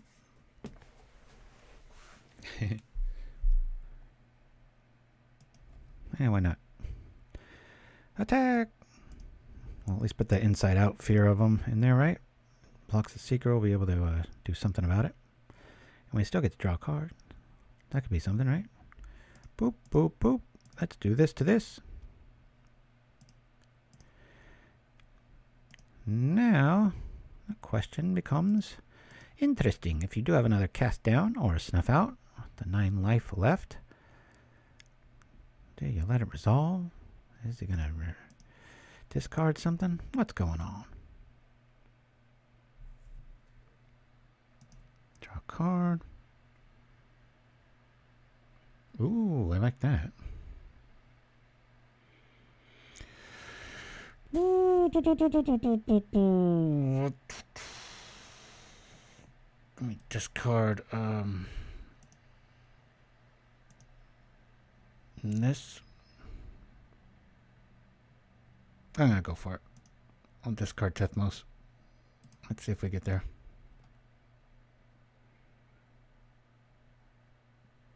Hey! Alright. Game 3. Fun things happen when you draw. And that's the thing. I've only killed one person with a tribe on turn. I think it was obviously 2.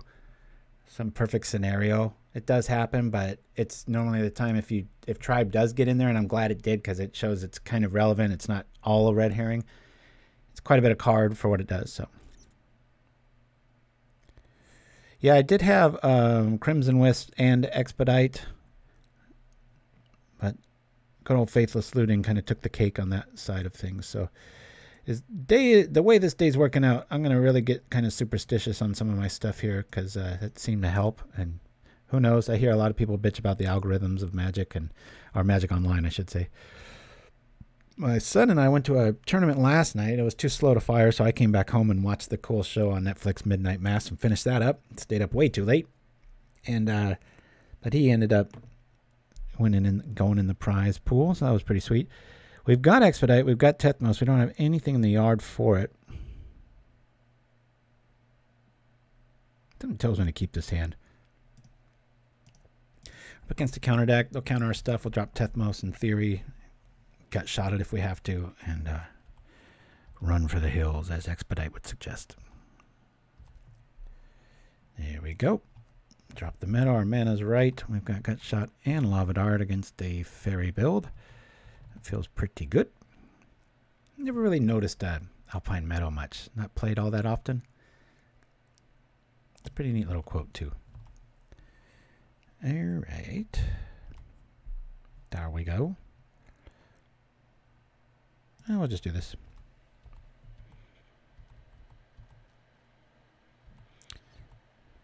Inside out draws, Expedite draws, looting draws. And the other thing too to keep in mind, Nim Chimpskey, I had the same theory, but it also comes down to like, what do you want to draw? Meaning, yeah, we could just kill this with inside out and a gut shot. I don't know if that's worth it or not. But once you get an active Tethmos out, all of your cards turn into what you want to draw, more like tutors. That makes any sense? Hopefully it does. So I could flip this and shoot it. It would cost us 2 life. We would draw a card. I'm feeling a little reckless. I'm going to go for it. We're going to flip this. Boink.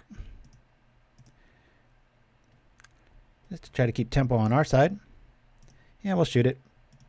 Boop.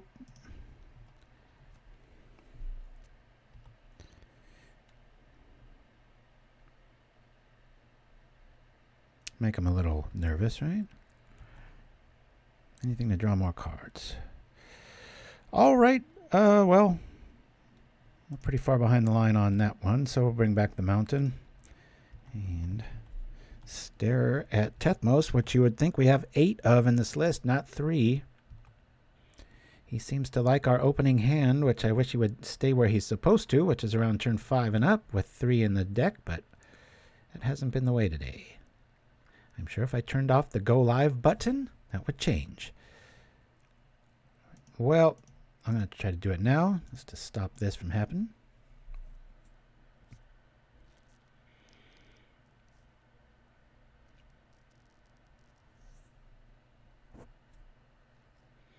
Does this buy us a sprite? Nope. Buys us a card. All right. Well, Vendetta's showing up here. That's fine. So we know one of the 3 cards. And the Augur of... What did we call the Delver of Secrets last time? The Flying Rat, I think is what we came up with. He's always ratting on his friends, right? My goodness, been playing an hour and a half. I think my bladder is improving.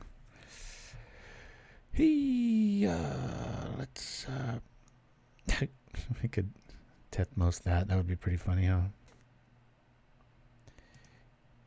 You know, just to see what we can draw, I'm going to expedite this to just draw. I can get that dispel out of his hand. Nope. Okay. That's fine too. We'll do this to loot.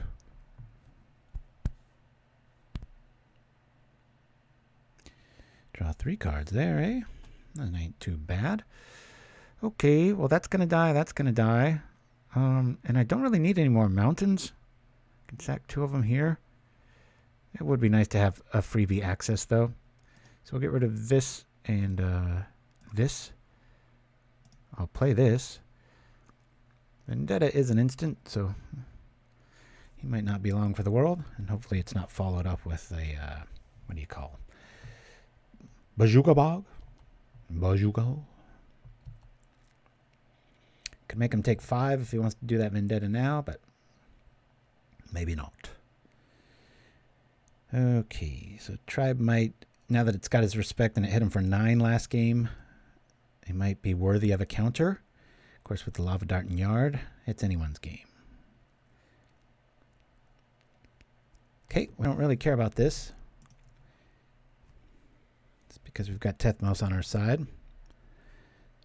So normally, that would be a problem. No, it isn't. Makes you almost want to play on Earth, so you can get Tethmos back even if they counter it, right? Alrighty, so we're looking at a counterspell and such. Of course, we have options for that too, don't we now? So we'll play the High Priest.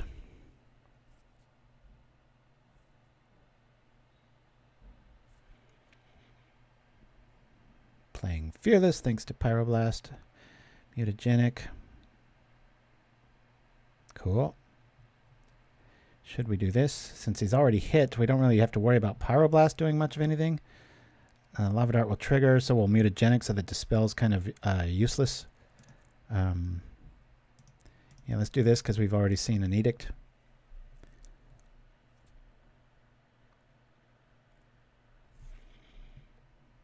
I can just kill this with the dart. So we know what 2 of the 3 cards are in our opponent's hand. That's pretty cool. And similar, I can't quite remember. Oh, similar to the Deadly Dispute engine, you know, where people are like, oh, counter that. Well, the effect still happens. And so we know they have Dispel, like a Mutagenic. They can counter it if they want to, but the effect will still go on the stack and bring back our Secret of the Way. Hopefully that Vendetta points right at Tethmos and we can get a Seeker out of the deal.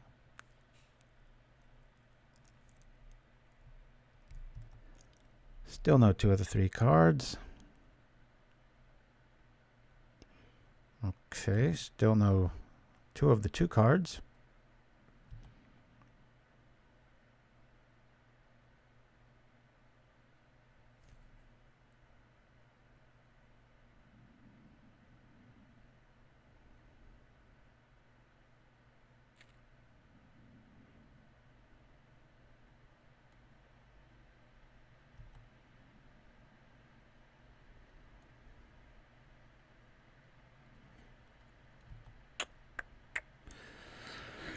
EOT. I guess it's worth it to me. We'll do this. Pay 2 life. Bring back the Seeker.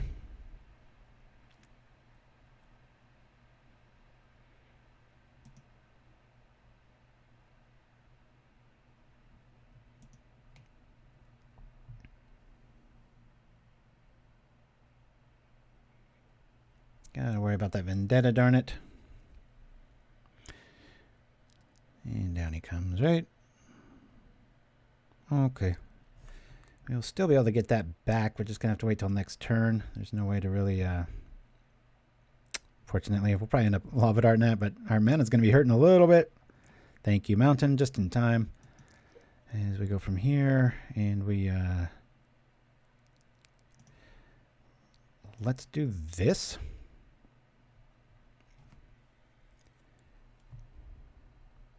Might have been a misplay. I think I might have wanted to Faithless Loot there, throw the dart out, but you know, we've only got 2 mountains.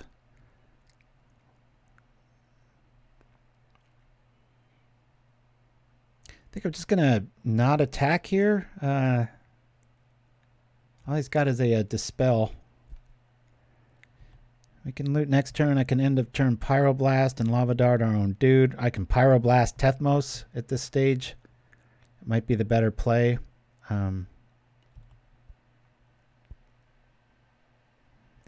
Lava Dart getting real flexible here. We know they've got that. Gosh, do you... you know what? I think I'm going to Pyroblast my Tethmos here.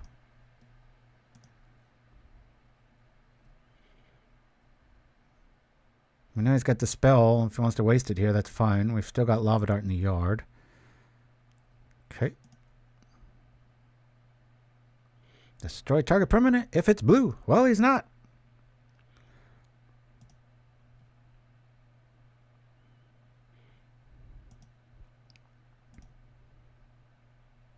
Okay. Let's cast something here. Hiya! Trying to get some value out of this. Keep a little mystery in our hand. Hiya!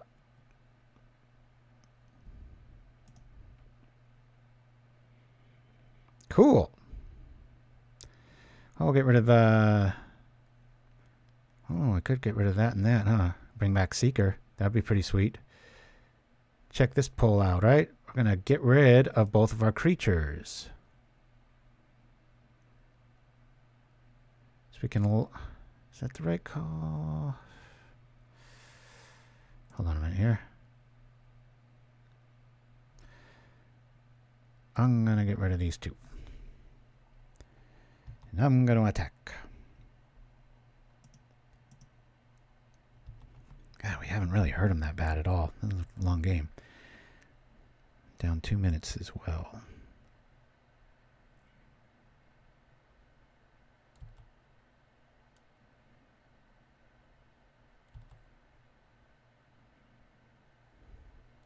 Okay.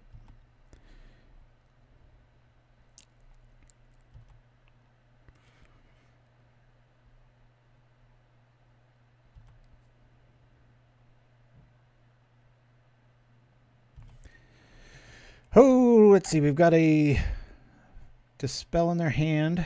I don't care about our dude here. We'll get rid of this guy. There's a Dispel hanging out. To which we will just Lava Dart our own dude. Tethmos is showing up here. We're going to bring out Seeker. Cool.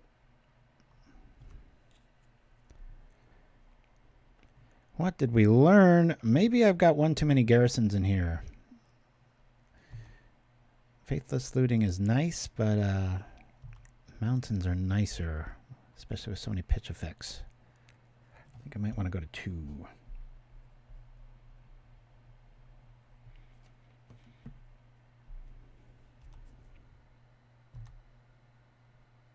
Ooh, that's beautiful. So this is a mystery card. Let's attack. Let's see what he's going to do.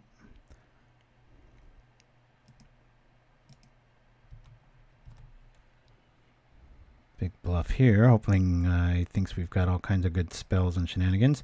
He does. That's why they would block like that. Cool. Is that going to K still a thing? It is, but I'm willing to chance it. Let's drop this out. Who knows? We might have an instant in our hand, and we can just, if he wants to counter this, we just get it back with Tethmos, right? This is anyone's game here. I would really like to see, heck, I don't know, Faithless Looting. Hey, all right. God. Of course, the first deck we played was Rogue. Second one's starting to get to be a deck, Mogwarts, and then the real deck, Demir, is the one we beat, but our deck fought us the whole way. Before I take our first commercial break, I do think 2 garrisons might be the better call here. We'll discuss. We'll see how that's coming up. But till then, here comes the Pauper Derby. I'll be back in just a few. Place your bets. If you're an old timer, you already know the outcome of this one, but hey, it's all in good fun. It's easily one of the hardest things I've ever edited. It's hard to explain. Hope you enjoy. Welcome to the 16th annual Pauper Derby. Infamous jockey Cooper the Red riding horse 11, Dead Weight. And they're all in line, ready for the start. Jace with the call. And they're off. Una's Grace feared out at the break, and the filly Momentary Blink came out strongly leading the stampede. Weather the Storm and Skewer the Critics are right behind, and Shenanigans is fourth early on. Then Lightning Colt on the outside, Dead Weight outside of Gut Shot. Una's Grace is next. White Bordered Nightmare is racing 9 lengths from the front. Then Gleeful Sabotage on the inside and Bump in the Night. So Richard Garfield's horses are 1-2 into that first turn. Number 5, Weather the Storm is leading Skewer the Critics. By half a length, the opening quarter mile was slow, 24.48 seconds. Lightning Colt is third to the outside while going 3 wide on that turn. An epic confrontation on the rail is Momentary Blink, and number 3 Shenanigans are between those two, racing just 3 lengths off the lead as Skewer the Critic sticks his neck in front of the backstretch, taking over from Weather the Storm now. Lightning Colt and Shenanigans right there in contention. Momentary Blink 5th, and then Una's Grace on the outside. Gut Shot and White Bordered Nightmare sent through on the inside. Dead Weight and Bump in the Night. 47.65 was a half mile, and an early vote now. Momentary Blink comes through on the inside of Skewer the Critics, and the two of them are now matching strides as they race for the far turn. The fillies in front, Momentary Blink by a neck. Skewer the Critics on the outside second. Lightning Cold is third. Shenanigans is coming under pressure. He has to do better. After that, in 5th position comes Gut Shot. 3/4 up in 111.24, and they're into the stretch, and it's Momentary Blink, the filly, and last year's winner, Skewer the Critics. They are nose to nose as they arrive at the final furlong. Momentary Blink digs into the rail. Skewer the Critics on the outside. These two putting on a show. Last year's winner and the filly, Momentary Blink inside, Skewer the Critics outside, then nose to nose all the way to the wire, and it's going to be a photo finish. The filly, Momentary Blink, wins. Skewer the Critics was with her on the wire, and Dead Weight was dead last. The final time was 1 minute 53 and 1. Upgrade your next meal to perfection. Cast Searing Spice to instantly enchant any meal. Defend your food from boredom. Get Thermo Alchemist Searing Spice. And untap the flavor. Available at Singular Superstore and Marasas Market.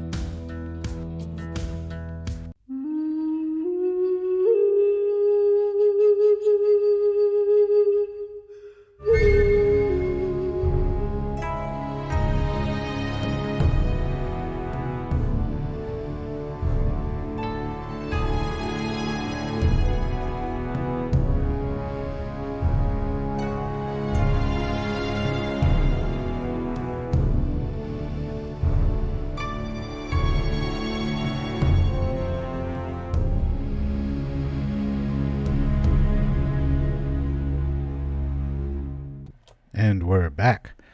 All right, I mulliganed once. Let's see, I'll put darn it. I'll do that. Done. Keep this this out, drop the threat, and hope for the best. All right, who won some money on that race, huh? Any of you new timers guess it right?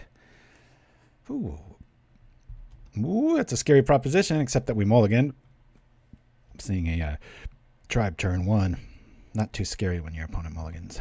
Alrighty, here we go. We've got options, and it's probably more of the scariness of Journey to Nowhere at this stage. Let's bring out our creatures. I'm just glad they showed up in 2s, and it's not Tethmos for once. If you're just joining us, playing a deck I'm very fond of, just made it, really liking it, had nothing but success until I pressed go live, and then we lost 2 straight, but we beat one of the better lists out there. Hey, speaking of inside out, we can kill that if we draw it. It's pretty cool.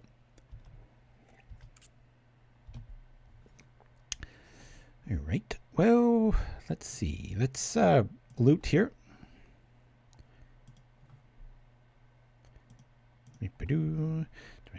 The production value of this channel astounds me. Oh, thank you so much. I appreciate it. That is what I do for a living, so good times. All right, we really like this. I'm going to get rid of this and this. We'll drop this and check out this. It's a kill spell. Ah! All of a sudden, my deck's doing what I designed it to do and what it's been doing all week, or last few days anyway. Hey, cool. We like that against a wall list, right? Let's attack. Super Ballet. There's your card draw, baby. We got looting in the yard, lava dart, inside out in hand. Feeling good. Okay, we'll do it again.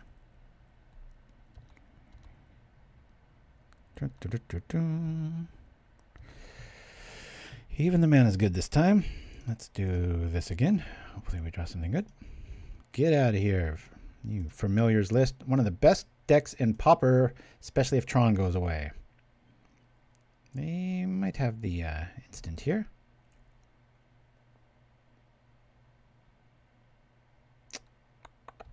Okay. I'll smash right into this. If he blocks, I will definitely use the gut shot and the dart. Forgot about the prohibit being discounted there. Cool. Well, no sense in paying for it, right? We'll just do this, pay for this. And might as well do this before combat so that our Seeker hits extra hard. We'll rock like this. Boink. And yield through this turn. Get in for a whole lot of damage and hopefully stop them from any sort of further shenanigans.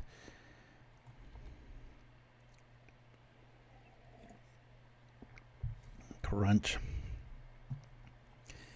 Extending a bit ahead of our shoes there. See if we can pull this off.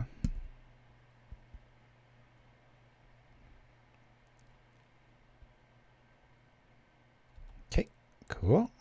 Well, we're going to walk into a Strands. Sitting on a bunch of counter magic and such. We shall see. Well, in case they have any sort of mess with that sort of card, I'm going to do this to the tribe, since we don't really need it. Just to draw the card. Hopefully we draw into a land. That's all right.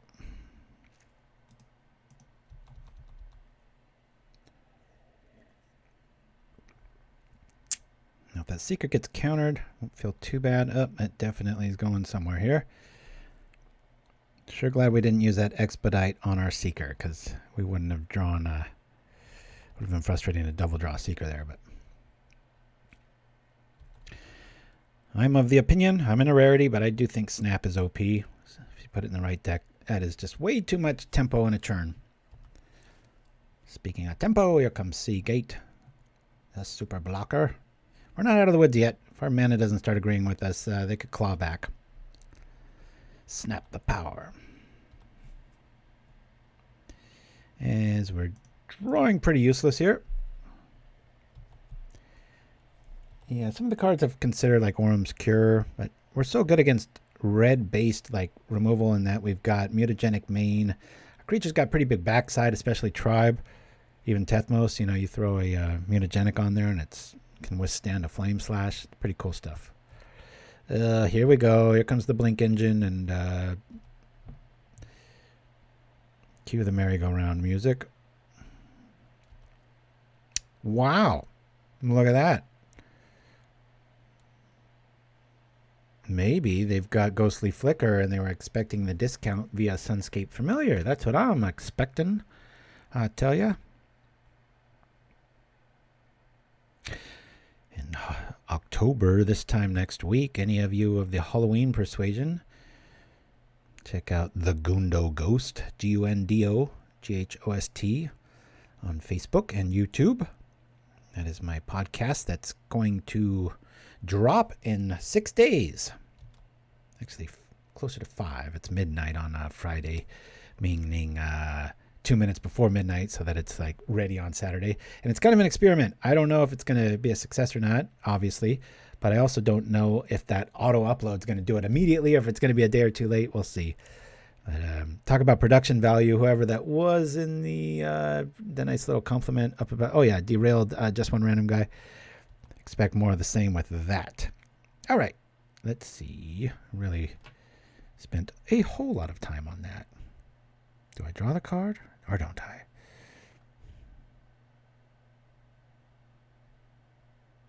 I really want to draw some cards here. I say we attack. I'm just going to attack with both. I'll be happy to flip inside and out on the Seagate Oracle if he wants to block Tribe. Thank you for that, Nim Chimpskey. Talk about the dregs of the internet, right? Long ago, propaganda was that way. It was like youtube.com/blah, and there's still addresses that do that, but now it's .com/propaganda. As I've said before, still one of my favorite accomplishments in this digital universe that we all find ourselves in. Oh yeah, I thought I attacked. Boy, I'm glad the coffee hit me there. I got a bad feeling we're going to lose this game, guys. 29-8. Mana's not feeling that good. I think we got him pretty scared with the inside out double and then the looting trick and caffeine powered attack. Yeah, Little Fight's not here anymore. I'm going to start caffeinating up again. I've got no digital doctor. Okay, well, we'll make this easy. Let's see if we can just kill him here. We'll do this and that'll get rid of that and that. That's kind of an optimal scenario unless they've got another snap, which we're sure they do. I mean, come on. Right? They always have snap. This deck hits so hard. Usually it's I'll discard this guy. This works out really good because I don't want either of those two since we've got Tethmos. And I'll discard this guy. This just kind of puts him to it. Hey, look at that. Nim Chimpskey, I think you owe Tireless Tribe an apology. It has gotten there more times than our other boys. It's not the big kaboom. You got to get that out of your mind. It does happen, but a lot of times it hits for 9 or 13. Anybody ever seen a creature that big at instant speed before? It's a pretty good thing. All right, we do not need Prismatic Strands. Crown of Flames, I love ya. But against a snap deck and your red, I'm going to lose you. We have plenty of other shenanigans. We're not going to bring that in. Mind Collapse is interesting. It'll probably do a lot better against what we're up against, but I think Flaring Pain's going to get the nod here. What the hell did I bring in? Oh, I brought in the other thing. Yeah. Tell you, Sonny. Okay, Gut Shot a little underwhelming here. I think we can lose maybe even 3 of them. And maybe a Lava Dart. And I'll bring in a Mind Collapse.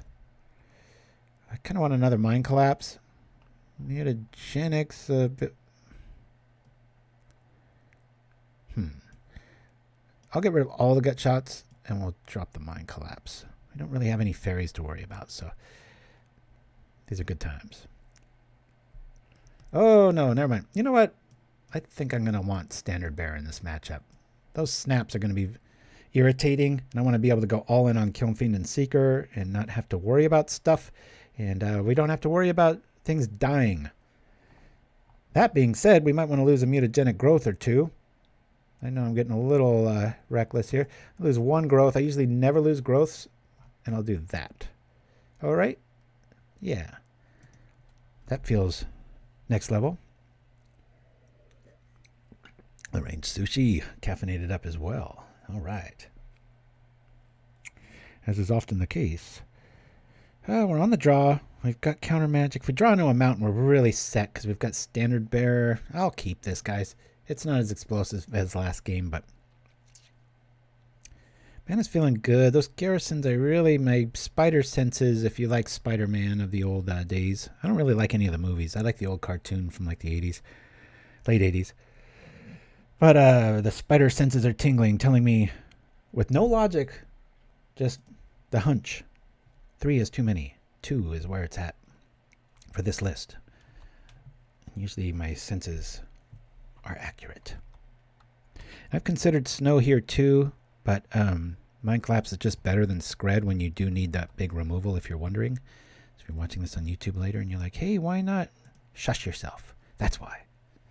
Damn it. I have far too much fun in a room by myself. There is something wrong with me. All right. Down it goes. Where it stops, I sure know. Come on, just give me a basic mountain. Please. You jerk. We'll do this. We'll return this.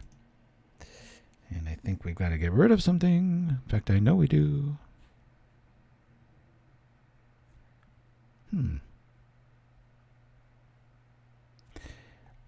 Do I get rid of the standard bearer?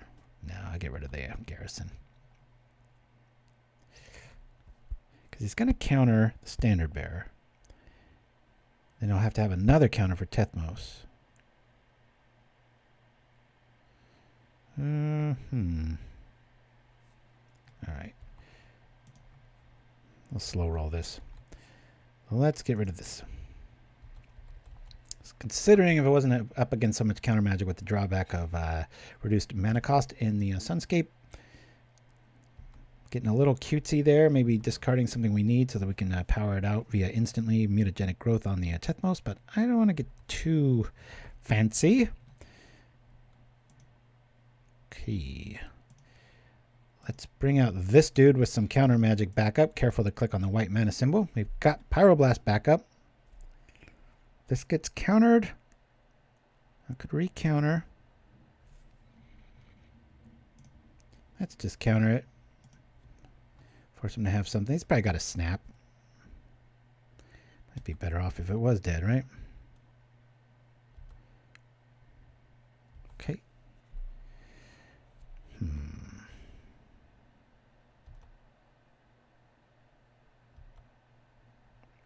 Well said, Derail. Just one random guy. Man, you need to shorten your name. I'll just call you DJ1. That sounds cooler. DJ1? Go and get you some. Says DJ1. Okay. Before I get too crazy, I do believe... Ooh, man. Well, I need a mountain for that to work, right? I could Faithless Loot, Tethmos. Gotta remember that, oh, no, Prohibit. I think that's the, as long as I get a basic, I can drop Tethmos here. Let me loot. It's a bit of a stretch. Come on. Is he gonna let it go? I'm considering getting rid of Mutagenic here. Okay, there's our mana that we need so desperately. We have one floating. We can get rid of a tribe. I'm actually going to get rid of standard bearer. Go like this. We'll drop Tethmos. If this lands, we're in business.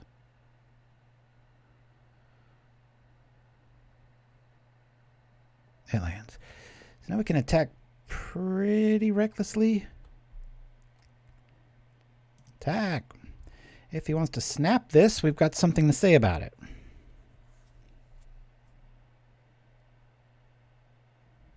Didn't think so. Again, they can counter the mutagenic, but the ability will go off. Hi-ya! It's already been targeted. That's a bit of a flaw in the plan, isn't it? Let me do... Yeah, it's already been targeted, so this isn't going to work the way I wanted it to, but I still want to have this option. I'm just going to do this now. We'll call 2. We'll bring back Standard Bearer.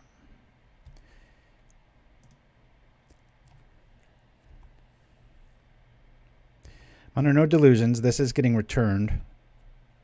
Once it gets countered, we at least have some options here. He comes back. That sucks. We've got our opponent really nervous with 1 card in hand. The other thing I really like about this list is with Weather the Storm and God Pharaoh's style things out there, your deck really needs to be able to do a ton of damage. Now, the deck I'll be playing next week, probably my favorite little black engine that could. I just got 3rd in the Pauper Classic challenge with it on Tuesday. Only lost in the finals or semifinals. That problem is it just doesn't, it can sometimes not hit hard enough. Okay, Standard Bearer goes bye-bye. That kind of blows. I'm a big Peter Gabriel fan there, Nim Chimpskey. It's one of my favorite lyrics of his. A really deep dive earlier this week with Gabriel, which isn't anything new. I'm one of the few people on the planet that can name their very favorite song of all time. It doesn't matter what era, what anything. It's Mercy Street. I think that's the perfect song.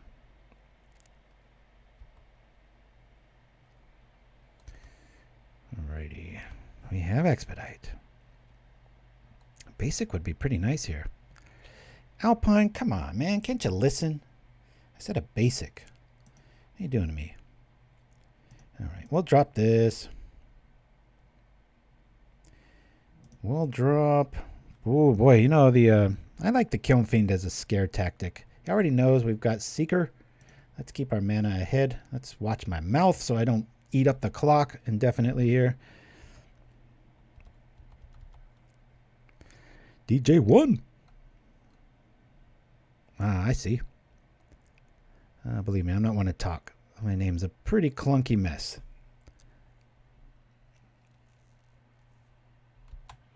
The new Snap Art's one of the few times I like the newer art more than the old. Cool thing about Seeker, as we all know, this little dipping and dunking as Tom Brady likes to do in the NFL is not very effective when you have an active lifelink creature that usually gets 4 or 5 life a swing. Good times. Be funny. We lose to 2 rogue decks and we're going to hopefully beat 2 really good ones. All right, I like that. I like this better. Let me bring this boy out. We'll expedite him. Might as well, right? We've got Standard Bearer back up. Stuff's about to go down. It's probably Prismatic Land time. What do we have here? Man! Alright. So that's going to get him some stuff. What do we have here? Going to go dig for a Prohibit, or they already have one and they're trying to make it seem like they're an amazing top decker. Can we draw the card, please? Mother, may I? Mother, can I?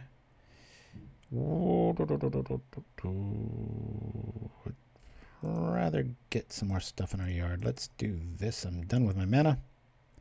Hiya!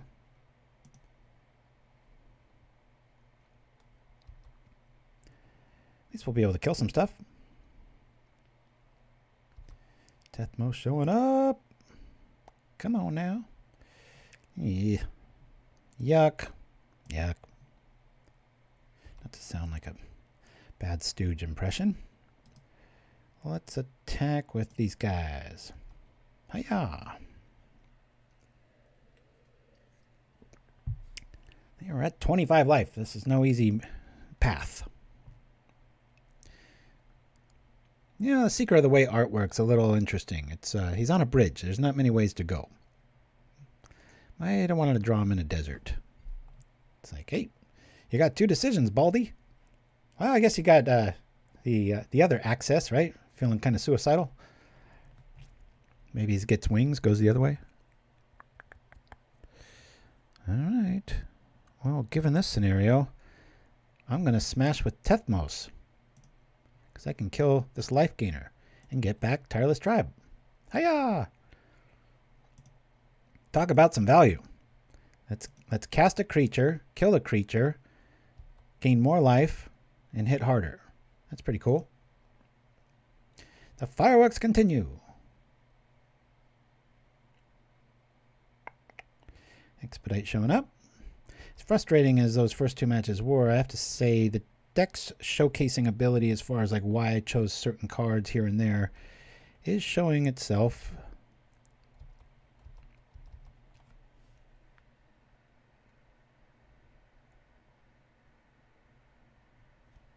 Back up to 19.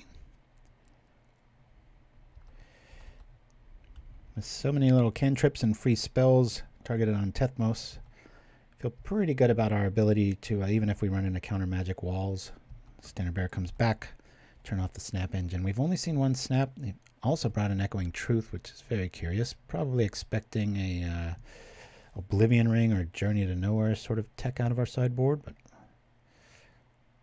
not the best option against a white-blue list when you have Pyroblast. Thanks for joining me, everybody. We're far from over, but it's nice to have all these viewers all the time. For many months, perhaps even a year or two, we were in the low teens, as many streamers are, before the word gets out and such. But if you can, I don't know what brought you here, DJ1, Derailed Justice Random Guy. Feel free to share in the chat how you heard about us. And if you can, try to repeat that phenomenon, because we're pretty small and we need all the word of mouth we can get. You're in a random chat room, whatever. Good times. Let's go. I'm going to loot. We still have an active Standard Bearer, and I like to show off some power here. Got all kinds of tricks we can throw in the yard. What do we have here? Ooh, so that happens, eh? Well, the good news, we still hit really hard. And they don't know what's in our hand. We can still gain some life.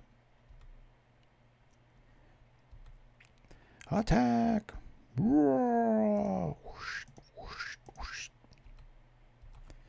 I do believe we'll drop that other Seeker. Except, well, no, Echoing Truth would have to hit Standard Bearer. He could probably snap and then save up and Mnemonic Wall back his, you know who. Where are our inside outs? That's what I want to know. Keep everything a mystery. Let me go like this just to scare him, and I'll untap because we only have 12 minutes left. Oh, we're getting somewhere now. More firepower, folks. Pow! Standard Bearer showing up in droves. Is he going to come back to our hand at the end of turn?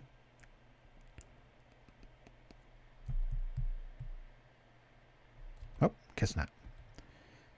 Not quite.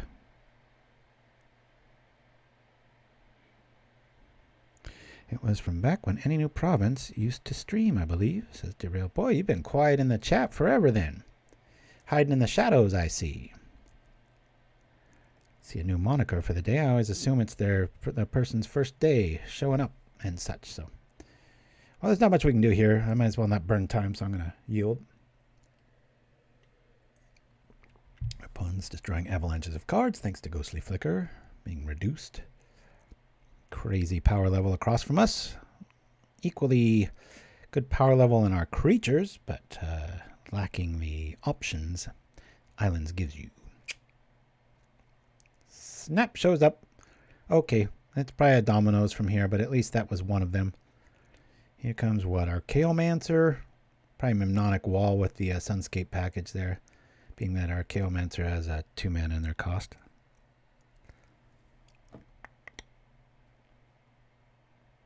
Come on, Wall. Where you at? Or is it just another snap? Generating mana. Ooh, Seeker of the Way gets exiled. Well, at least we know they don't have an extra Echoing Truth. That's pretty cool. I hope for an instant here. Alright, well, that kind of sucks. but I'll throw Standard Bearer out because if he counters it, we still have options. We don't have too many things to do here. Is it even worth attacking? It is not. We'll keep our card in hand, a mystery. Got plenty of life here.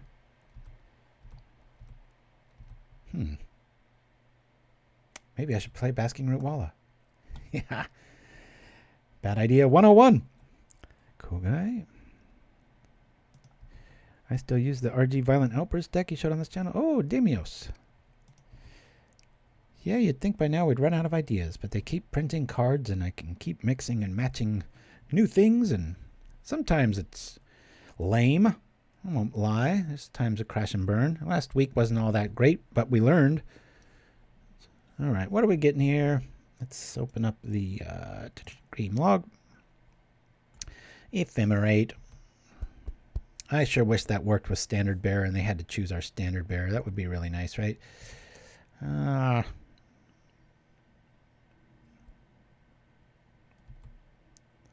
Ghostly Flicker.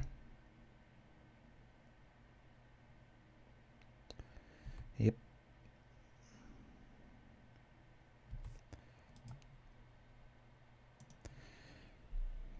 Gonna gain a whole bunch of life. We're down 3 minutes on time, so we can't really play the waiting game here. Just gotta see how much firepower they're gonna be generating.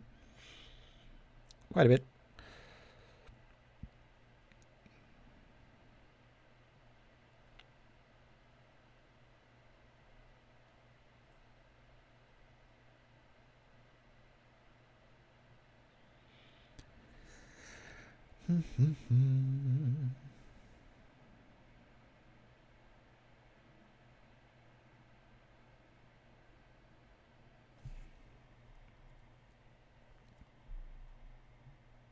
Aha. All right, no mystery there. We need something big and bad. Let's go. Not a basic. That's pretty cool. I like that.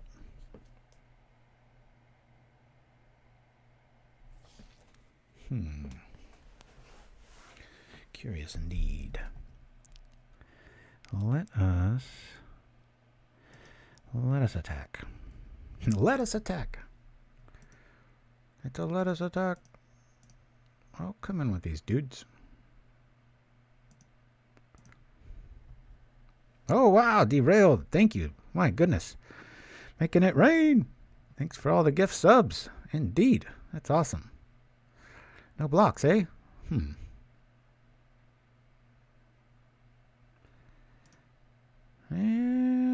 me go, put the Fear of God in him. We'll do this. Just because. Pretend like maybe we got another one. Let's that one go. Is it now? Is it later? It's considering both. Can't block. Maybe. Who knows? I don't. Guess we've got an end of turn sort of scenario here, right?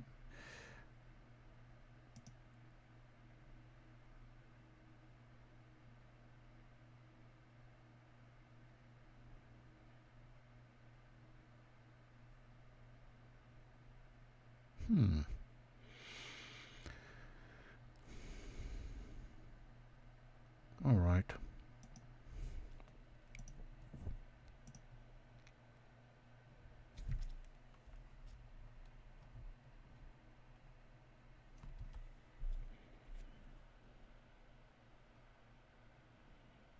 RKO Manza.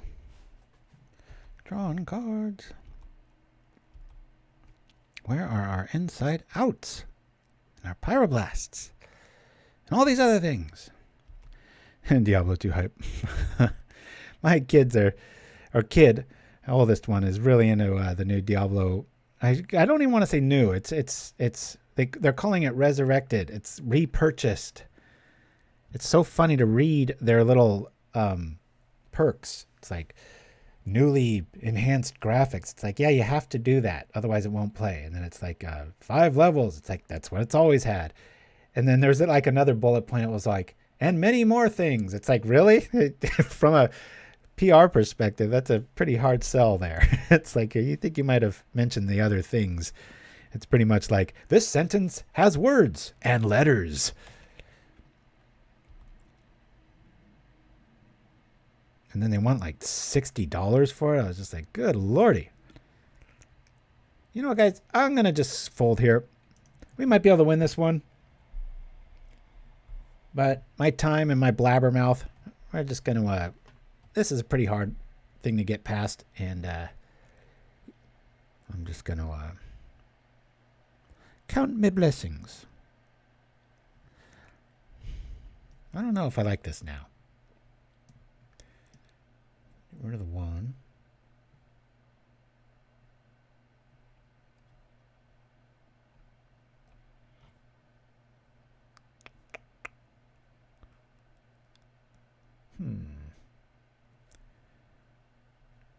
Yeah, I like that. These are really good. Stenniver is really good. We just kind of need to... we need to draw some inside outs. That was the key in that game 1 victory, but... that's like playing Tron. Sometimes it's like streaming death. Sub-hype. No, I really did like Diablo 1 and 2, but not interested in burning about 80 hours to do the exact same adventures again with a slightly upgraded graphics. Well, again, what am I thinking about? Keeping. This is a really good hand. You know what? I'm just going to get rid of the garrison. Yeah. Done. I'm just going to go simple here. A little too early for that. We've got an early Pyroblast. We've got a double wall kill. And then we've got our nice little engine that could in the High Priest. It's by no means invincible, but we'll try our best. Oh, yeah, I'm with you there, Derailed.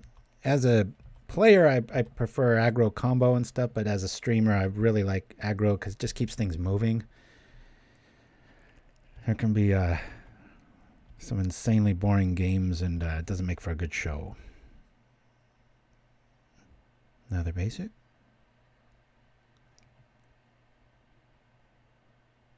We might have been able to win that last one. If we lose this one, I don't know, call that kind of a wash. We'll see. Ooh, this is interesting. Might just be able to win here. Who needs inside out for walls, right? Maybe we do it the old-fashioned way. Anybody got sweep? Do we just win here?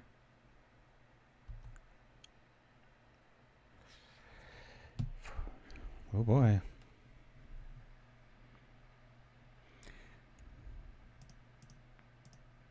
Let's see how this works out.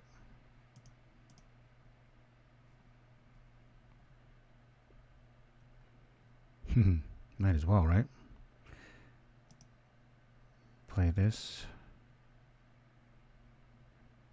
Oh yeah, it is turn 2. 4, 8, 12, 16, 20. Let's give it a try. Oh, okay, well, we win. Nim Chimpskey, I think you owe Tribe an apology. Let me bring it up so you can apologize to their faces. Da, da, da, da. Are you done? Is it he's probably not even in the room. Pauper Tim in the house. Yeehaw. All right, guys. Hey, I'm going to play some old school Pictionary, and I'll be back to play the last round. So to run down, we had a very frustrating opening, losing to a Rogue Jun list. Very cool up and coming Mogwarts list, as mentioned in our chat. And then we beat 2 heavyweights in Familiars and Demir. So definitely no more egg on the face. So I am sorry, says Nim Chimpskey. I like when I'm right. Who doesn't, right? I'm just kidding. Anyway, so here's Pictionary. I'm going to go use the facilities. I'll be back for the last round and some other weird notes and stuff right after this.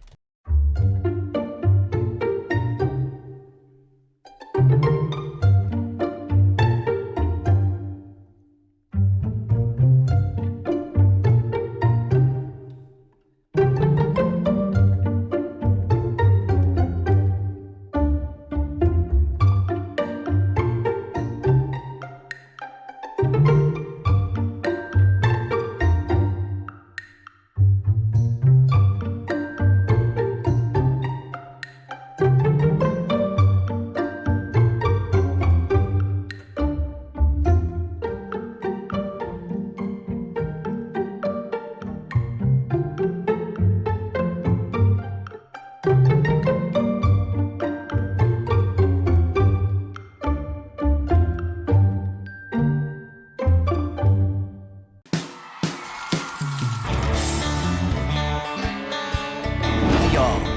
down to Golgari's Southern Grill for the finest in Cajun cuisine. Whether it's our signature brown scale brisket or the gourmet goulash, you'll gnaw all of our items to the bone. Feed your clan at Golgari's. Whether you prey upon the spices root wallets and wash it all down with our famous scorpion slash, or try our award-winning Sakura steak sandwich with croissant kale salad, topped with our own Wickerbowl sauce. This is Golgari's Southern Grill. Go get you some. And we're back. All right, here we go. We'll keep this. I think this is one of the very first keep 7s. Nah, I'm exaggerating, but feels that way. Okay, let's see what we're up against. Yep. Golgari Bayou food. Boy, I feel bad about the bayou here in the States. My goodness. Getting slammed with storms year after year. Just keeps happening. Really liking our mana on this opener. Got mountains across from us. Got all our creatures. See, this is the kind of stuff that I've been seeing. I wouldn't say all week, but for about 3 days since I made this list. Having a good old time. I purposely didn't play almost at all yesterday because I thought I was going to be drafting all night, and I didn't want to get that kind of MTG fatigue where you, I don't know if you guys have ever been there. It gets worse with age, as most things do, but you know, sometimes you're high on a deck and then you got to play in a tournament that night, and no amount of caffeine can cover that up. So because we have 2 Seekers and 1 Kiln Fiend, I think I'm going to lean on, especially because we're up against some sort of red deck that is very afraid of flooding, it looks like, via that Evolving Wilds. So I'm going to lead off with that Seeker, knowing it's going to die because we've got Tethmos right behind it. Ooh, this is a tempting one, isn't it? The scenario here with the Kiln... No, it's still too many turns away. The math don't work, sir. Where's my mutagenic when I need it? Whoo! For the longest time, when Seeker of the Way, right before it was spoiled, everybody was like, I forget what I saw, but I saw something with 2 on a white. But even that would be playable because of the insane up. That's one of the best downgrades in Pauper history, right? So they're out of cards. That's fine. We're going to get it back. Don't worry. Shiraz, I wouldn't be surprised if it's just you, given with the hardware you're on, my friend, but... Oh. Apologies then. Well, if we get a basic here, feeling pretty good with the Expedite plan on the Seeker. Keep us alive against a very aggro deck. The Forest has solved the equation of why the Wilds has shown up. Yeah. Basic? No. This guy? Yes. Sure, we'll do this.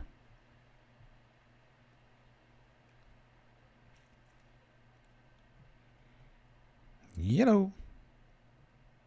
Seeker. Let's go. Cancel that. Bring this back, and we'll return the plane. Wish I could have naturally discard so I had Prismatic backup, but oh well. Well, everybody's experiencing lag. Well, hopefully it's not on my end. I have fixed all the issues that I could find. My wife, the Cyber Sleuth. Gotta remember, we're burning a card after this. Win, lose, or draw. Cascade showing up. Hackblade showing up. Feeling bad for our opponent because I've got a really nasty hand here and I don't think he's going to be able to kill us this turn. Maybe. 2 cards left. Hackblade shows up. Can't block. That's okay. We'll just gain life.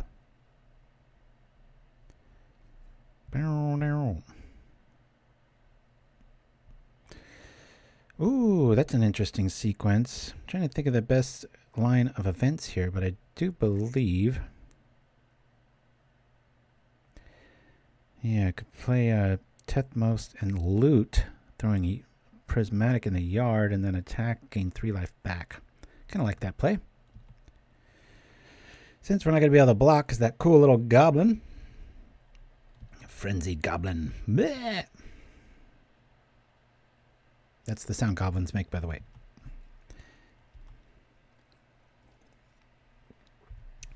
And away we go. Double check my feed's doing okay here. There I am, moving about. Okay, hi up. Here we go. Bringing this board down. Let's loot. Might get some more options here. Yield, yield. Yield. And say okay.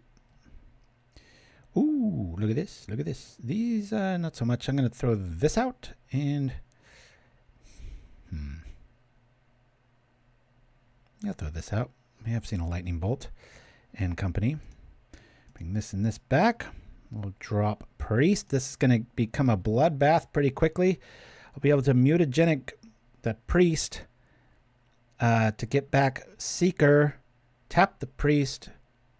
Pro red. Block. Still gain life. It's going to be fun.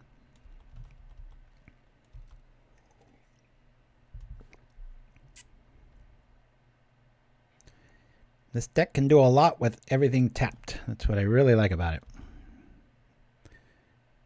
I should have called it the Phyrexian Show. Circle slash.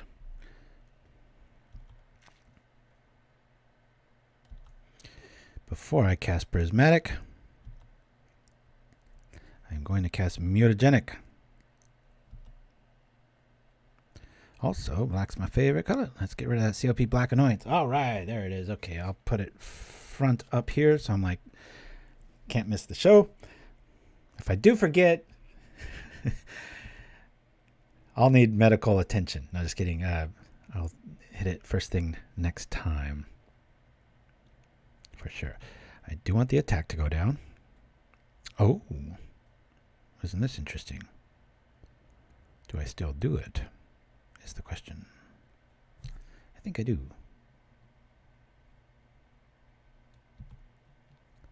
Yeah. You know what? No.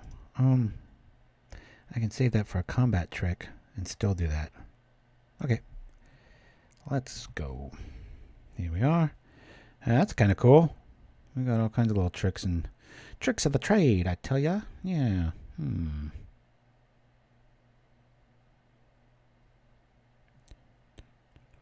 I'll bring this out just to do it.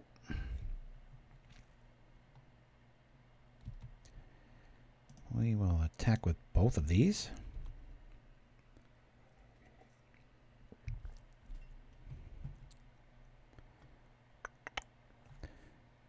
Ooh, raiding. Thank you, Thiago Fuente. Wow, very cool. So we attack into the hack blade. Here we go. Well, we could do a variety of things here. Let us choose to do this. We'll hit harder if we do this. Targeting this dude, which will gain us 3 life and get back a Seeker of the Way. Not a bad thing to be able to cast a 2-mana life linker for free as a combat trick to hit harder. That feels pretty good. Do we have another creature? We do not, but we do have Prismatic in the yard. I think 3 life's enough. This is quickly getting out of hand for our opponent. We'll go like this. I'll save the Kiln Fiend for a little fireworks display via Expedite. It's tough to get used to this new cadence of the turn, being that when you have an active Tethmos with this many Phyrexian spells and free targets, you often, the best play is to let things die and catch your opponent off guard EOT. End of turn. That's what I'm trying to say. Stick around. We're going to be burning the white bordered Circle of Protection black. All right. A little come from behind via the Seeker. Hiya! Call this Gobos. Okay. Prismatic's pretty good. So is Kami of the False Hope. I'll bring both of those in. Crown of Flames, I'll keep that.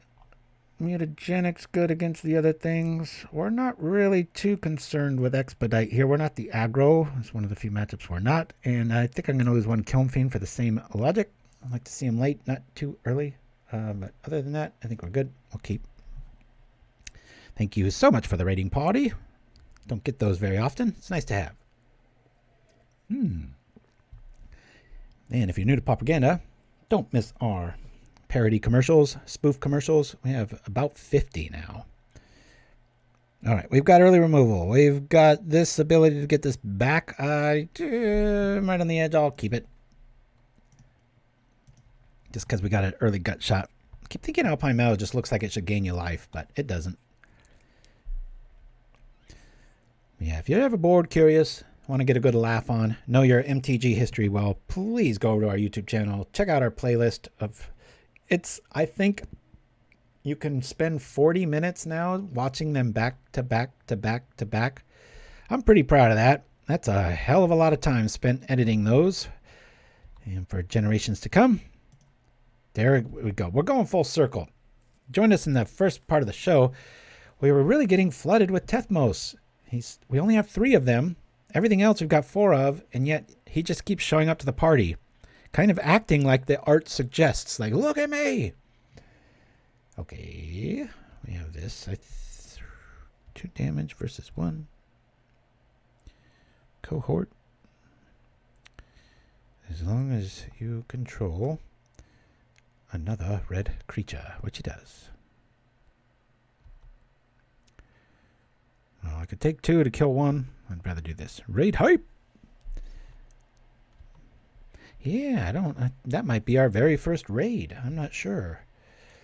Vastly appreciated, though. All right, up against it here. I believe we're going to do this to this because we can at least gut shot the Kurt Ape and try to gain some life, but it's probably in all reality going to get bolted. Bolt out of the sky. Boop-a-doo. There's the deck list. I lovingly call Superbole. Oh, think you're out of the woods, eh? Well, let's block first. We'll block this one. And then we'll go like this. Boop. Take 2 anyway. Gain 3 back if it lives. Might just get a rage quit here. Tethmos, if we get a basic, comes down next turn. And we're right out of the woods. RDW style list, so hard to battle uphill against a active seeker. They're just brutal. I'm just gonna. Well, no. What am I doing? I thought a little play on the light there. Strange. All right. Well, I'm just gonna attack here. We don't have to be that anti-aggro, right? We already know he doesn't have the aforementioned lightning bolt, so we might as well gain some life here. See what we can do. All right, that's what we can do. Hey. So now if this dies, we just drop Tethmos, Expedite him, and we get back our Seeker. So thankfully, I feel a little redemption here because those first 2 rounds were brutal, and I had 1.5 misplays, and then the deck was just fighting me tooth and nail the whole way, which has never happened. Of course it happens when I'm streaming. I'm Captain Battle Complaints here. All right. Well, let's have some fun. Even though there's no real target, we might as well just play the aggro. It's pretty hard to keep up when we've got all these fun things and shenanigans going on. So we'll do this. We have nothing to target. We'll do this to this. Up. Yay. Yeah, why not? Bonk. Kill it. Get out of our way. We don't need life. We attack for 6 and gain 4 of it back. Just like that, we're at our starting life total. With a nasty board. Wow, they're resilient. I would have quit.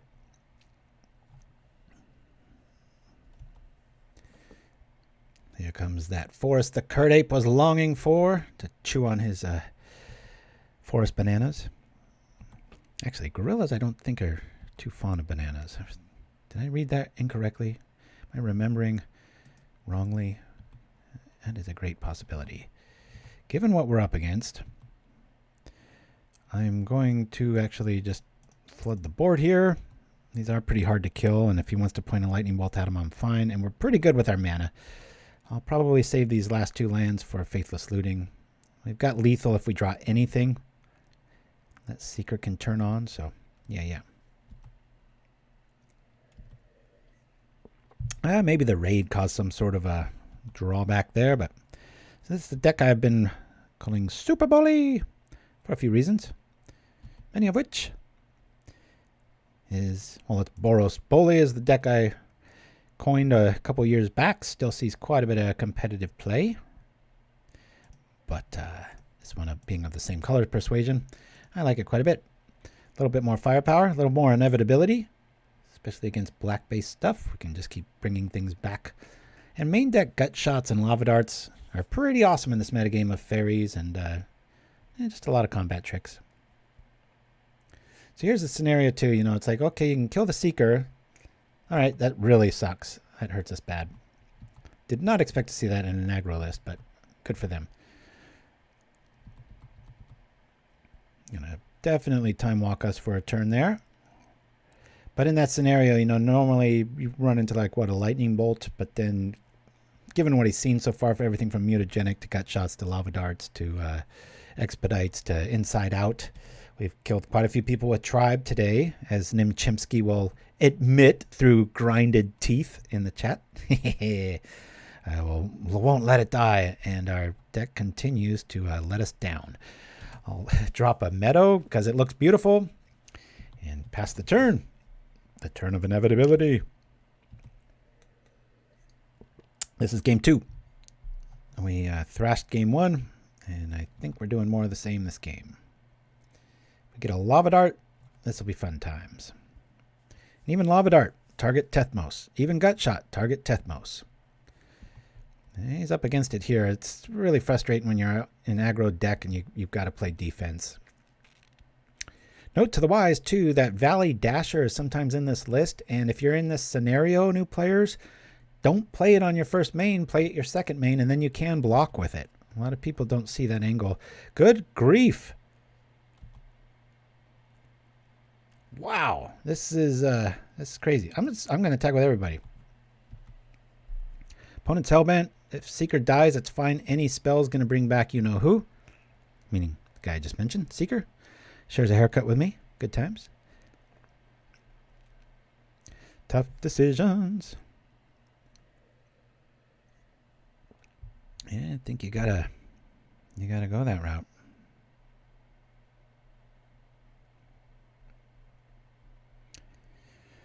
Getting pretty upset with our list here. What have we drawn? 3 lands in a row? This is maddening. I would really like to get a Faithless Looting. We only have 4 of them. Come out. Stick around. We are going to be burning a card live on the air. We always end the show if you use 10,000 Pauper points. We have burnt quite a few prior. Hey! All right. It's time to burn a card. But before we do, let's go over the deck list here, which started slow, ended blistering. I'm so happy because I really hate coming across as a whiny little you-know-what sometimes, but it is maddening how often 80% of the timeline of a deck list proves X, Y, and Z. And then the second I hit go live stream, you get all these anomalies and these weird super flood, super screw. What we've all been there. A lot of you have been there with me. I've seen it happen to many others. I don't know what it is, but it's nice when the math ends up working out. So this is Super Bully. Love it, love it, love it. We've got 19 lands. Most of them are islands because we're about to get to that. We've got Lava Darts. We've got Mind Collapse. We can intermatch them because we got 3 of each. Mind Collapse I'm not sold on yet. It does have to be your turn. But we have a very proactive turn, meaning that we want Kiln Fiend and Seeker to be happening on our turn, and sometimes Tethmos as well, too. So let's look. We've got, this is 6 cards because it flashes back. That's 10, right? 14. We'll just call this 15, 16, 17, 18, because you can just keep bringing it back. 22, and then 20. So really, this is kind of indefinite for bringing back anything you want from the yard. and these can trigger these and these and these, but about half the deck can draw cards to bring back things, to get stuff back, to gain life, to do this. We've seen Tribe, I think it hit for 9 and then like 14, and then it killed somebody on turn 2. So I'm glad that happened, because this combination happens. There is a lot of walls in Pauper. Thermal Alchemist, anyone, Memnonic Wall, a lot of things. Combat Trick, oh, and it draws a card, so it's already in the top couple hundred of cards of all time, as my son likes to say, because it replaces itself. So yeah, anyway, and Mutagenic Growth, you can target the priest. Lava Dart, hey, shoot the priest with the Lava Dart. We don't like priests, we'll shoot him. We're going to gut shot the priest. Hey, what does that do? It gets back all this stuff. And man, when you got a Kiln Fiend with Expedite, good times. And that's the reason I'm not running Crimson Wisps. In our sideboard, we've got kind of a Fog Lock via Spore Frog sort of hype. 2 Standard Bearers, which was very good against Familiars. 1 Prismatic, 1 more Priest if you're running in like Mono Black or Kill Everything style decks. 3 Mind Collapse, 1 Shenanigans, 2 Flaring Pains, and 4 Pyroblast. Before we do anything, we're going to do this quick little segment. What did we learn? Well, I learned that I'm not liking Mind Collapse as much as I thought, but I like it. But I think I might be able to lose one of these. Prismatic, this deck feels, we didn't see burn, let's be honest, but Seeker keeps you so healthy. I think I might be able to fit in 1 more Lava Dart, lose a Strands. I'm just thinking out loud here. Maybe 1 more Crown of Flame, I don't know. I like to be able to pitch it, but you don't want to go too crazy on this. And I really think we might want to lose 1 Garrison and go with another basic Mountain, maybe 1 Ashburn. I don't know. It just felt a little clunky sometimes. There were quite a few hands. We really like seeing that early looting into it, and then we could feed all the tricks. But I'm really liking this list. I'll probably play it on Pauper Classic Tuesday.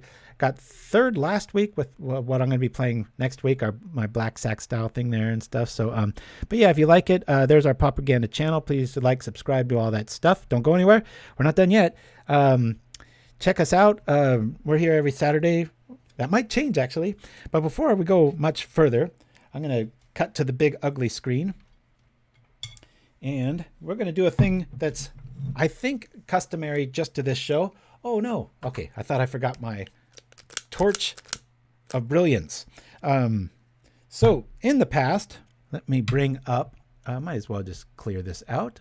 See my big ugly mug here. Hiya! There we go. So, in the past, we've burned Counterspell. You'll notice it has a disgusting white border. Can I get this to focus? There's too many camera things going on. We have burnt Gravedigger. Well, maybe hold them up to where you can kind of see them a little bit better there. We have burnt Pestilence, another disgusting white border. Thanks to Nim Chimpskey mailing in from the Netherlands a Circle of Protection red for the complete irony of it all. We have burnt that. It was not protected. Nausea was the very first one to go, the gross one. Probably my personal favorite. If I was forced to play a disgusting white bordered card, it would be this one, Dark Ritual. So we have 3 left. We have Plains, Sandstorm, and COP Black. And because we're playing black in the month of October, a lot of black decks, so I don't want to hear anybody, you only play black decks. Well, we haven't played it in a whole lot of time. So I always do this at the end of the show, guys, because it gets really stinky and such. But if you like the show and all that stuff, feel free to like, subscribe, blah, blah, blah. You can buy us a coffee at buymeacoffee.com, whatever. That being said, we'll be back same time, same whatever next week. There's a slight chance it might change. We'll see. But I'll let everybody know on our social media sites and stuff like that. Okay, here's to you, Rebecca, our newest moderator. COP Black going up in flames. I'm going to be out of here quick after this, but we do have a cool little... did I play the Zodiac? I did. We've got an old school Magic commercial and one more little beauty segment. So say goodbye to Ashiok and say goodbye to COP Black. Here we go. It's about to get stinky as we hope the fire alarm does not go off. It has not happened yet. Whoa, we're crumpling big time. Ooh-wee. Ooh, that's a bright one. Ooh. All right. Well, there we go. Oh, it's getting a nice little hole right in the middle there. Look at that. Just the cinder flames in there. The orange coming right through. All right. All right, guys. We'll see you same time, same place next week. Love y'all. Adios. Woo.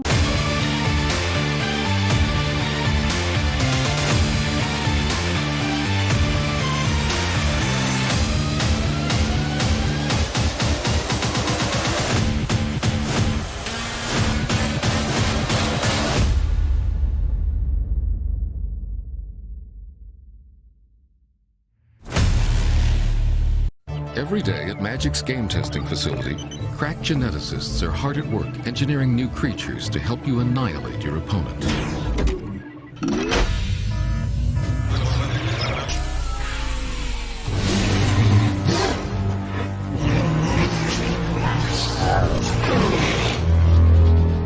Of course, mistakes do happen.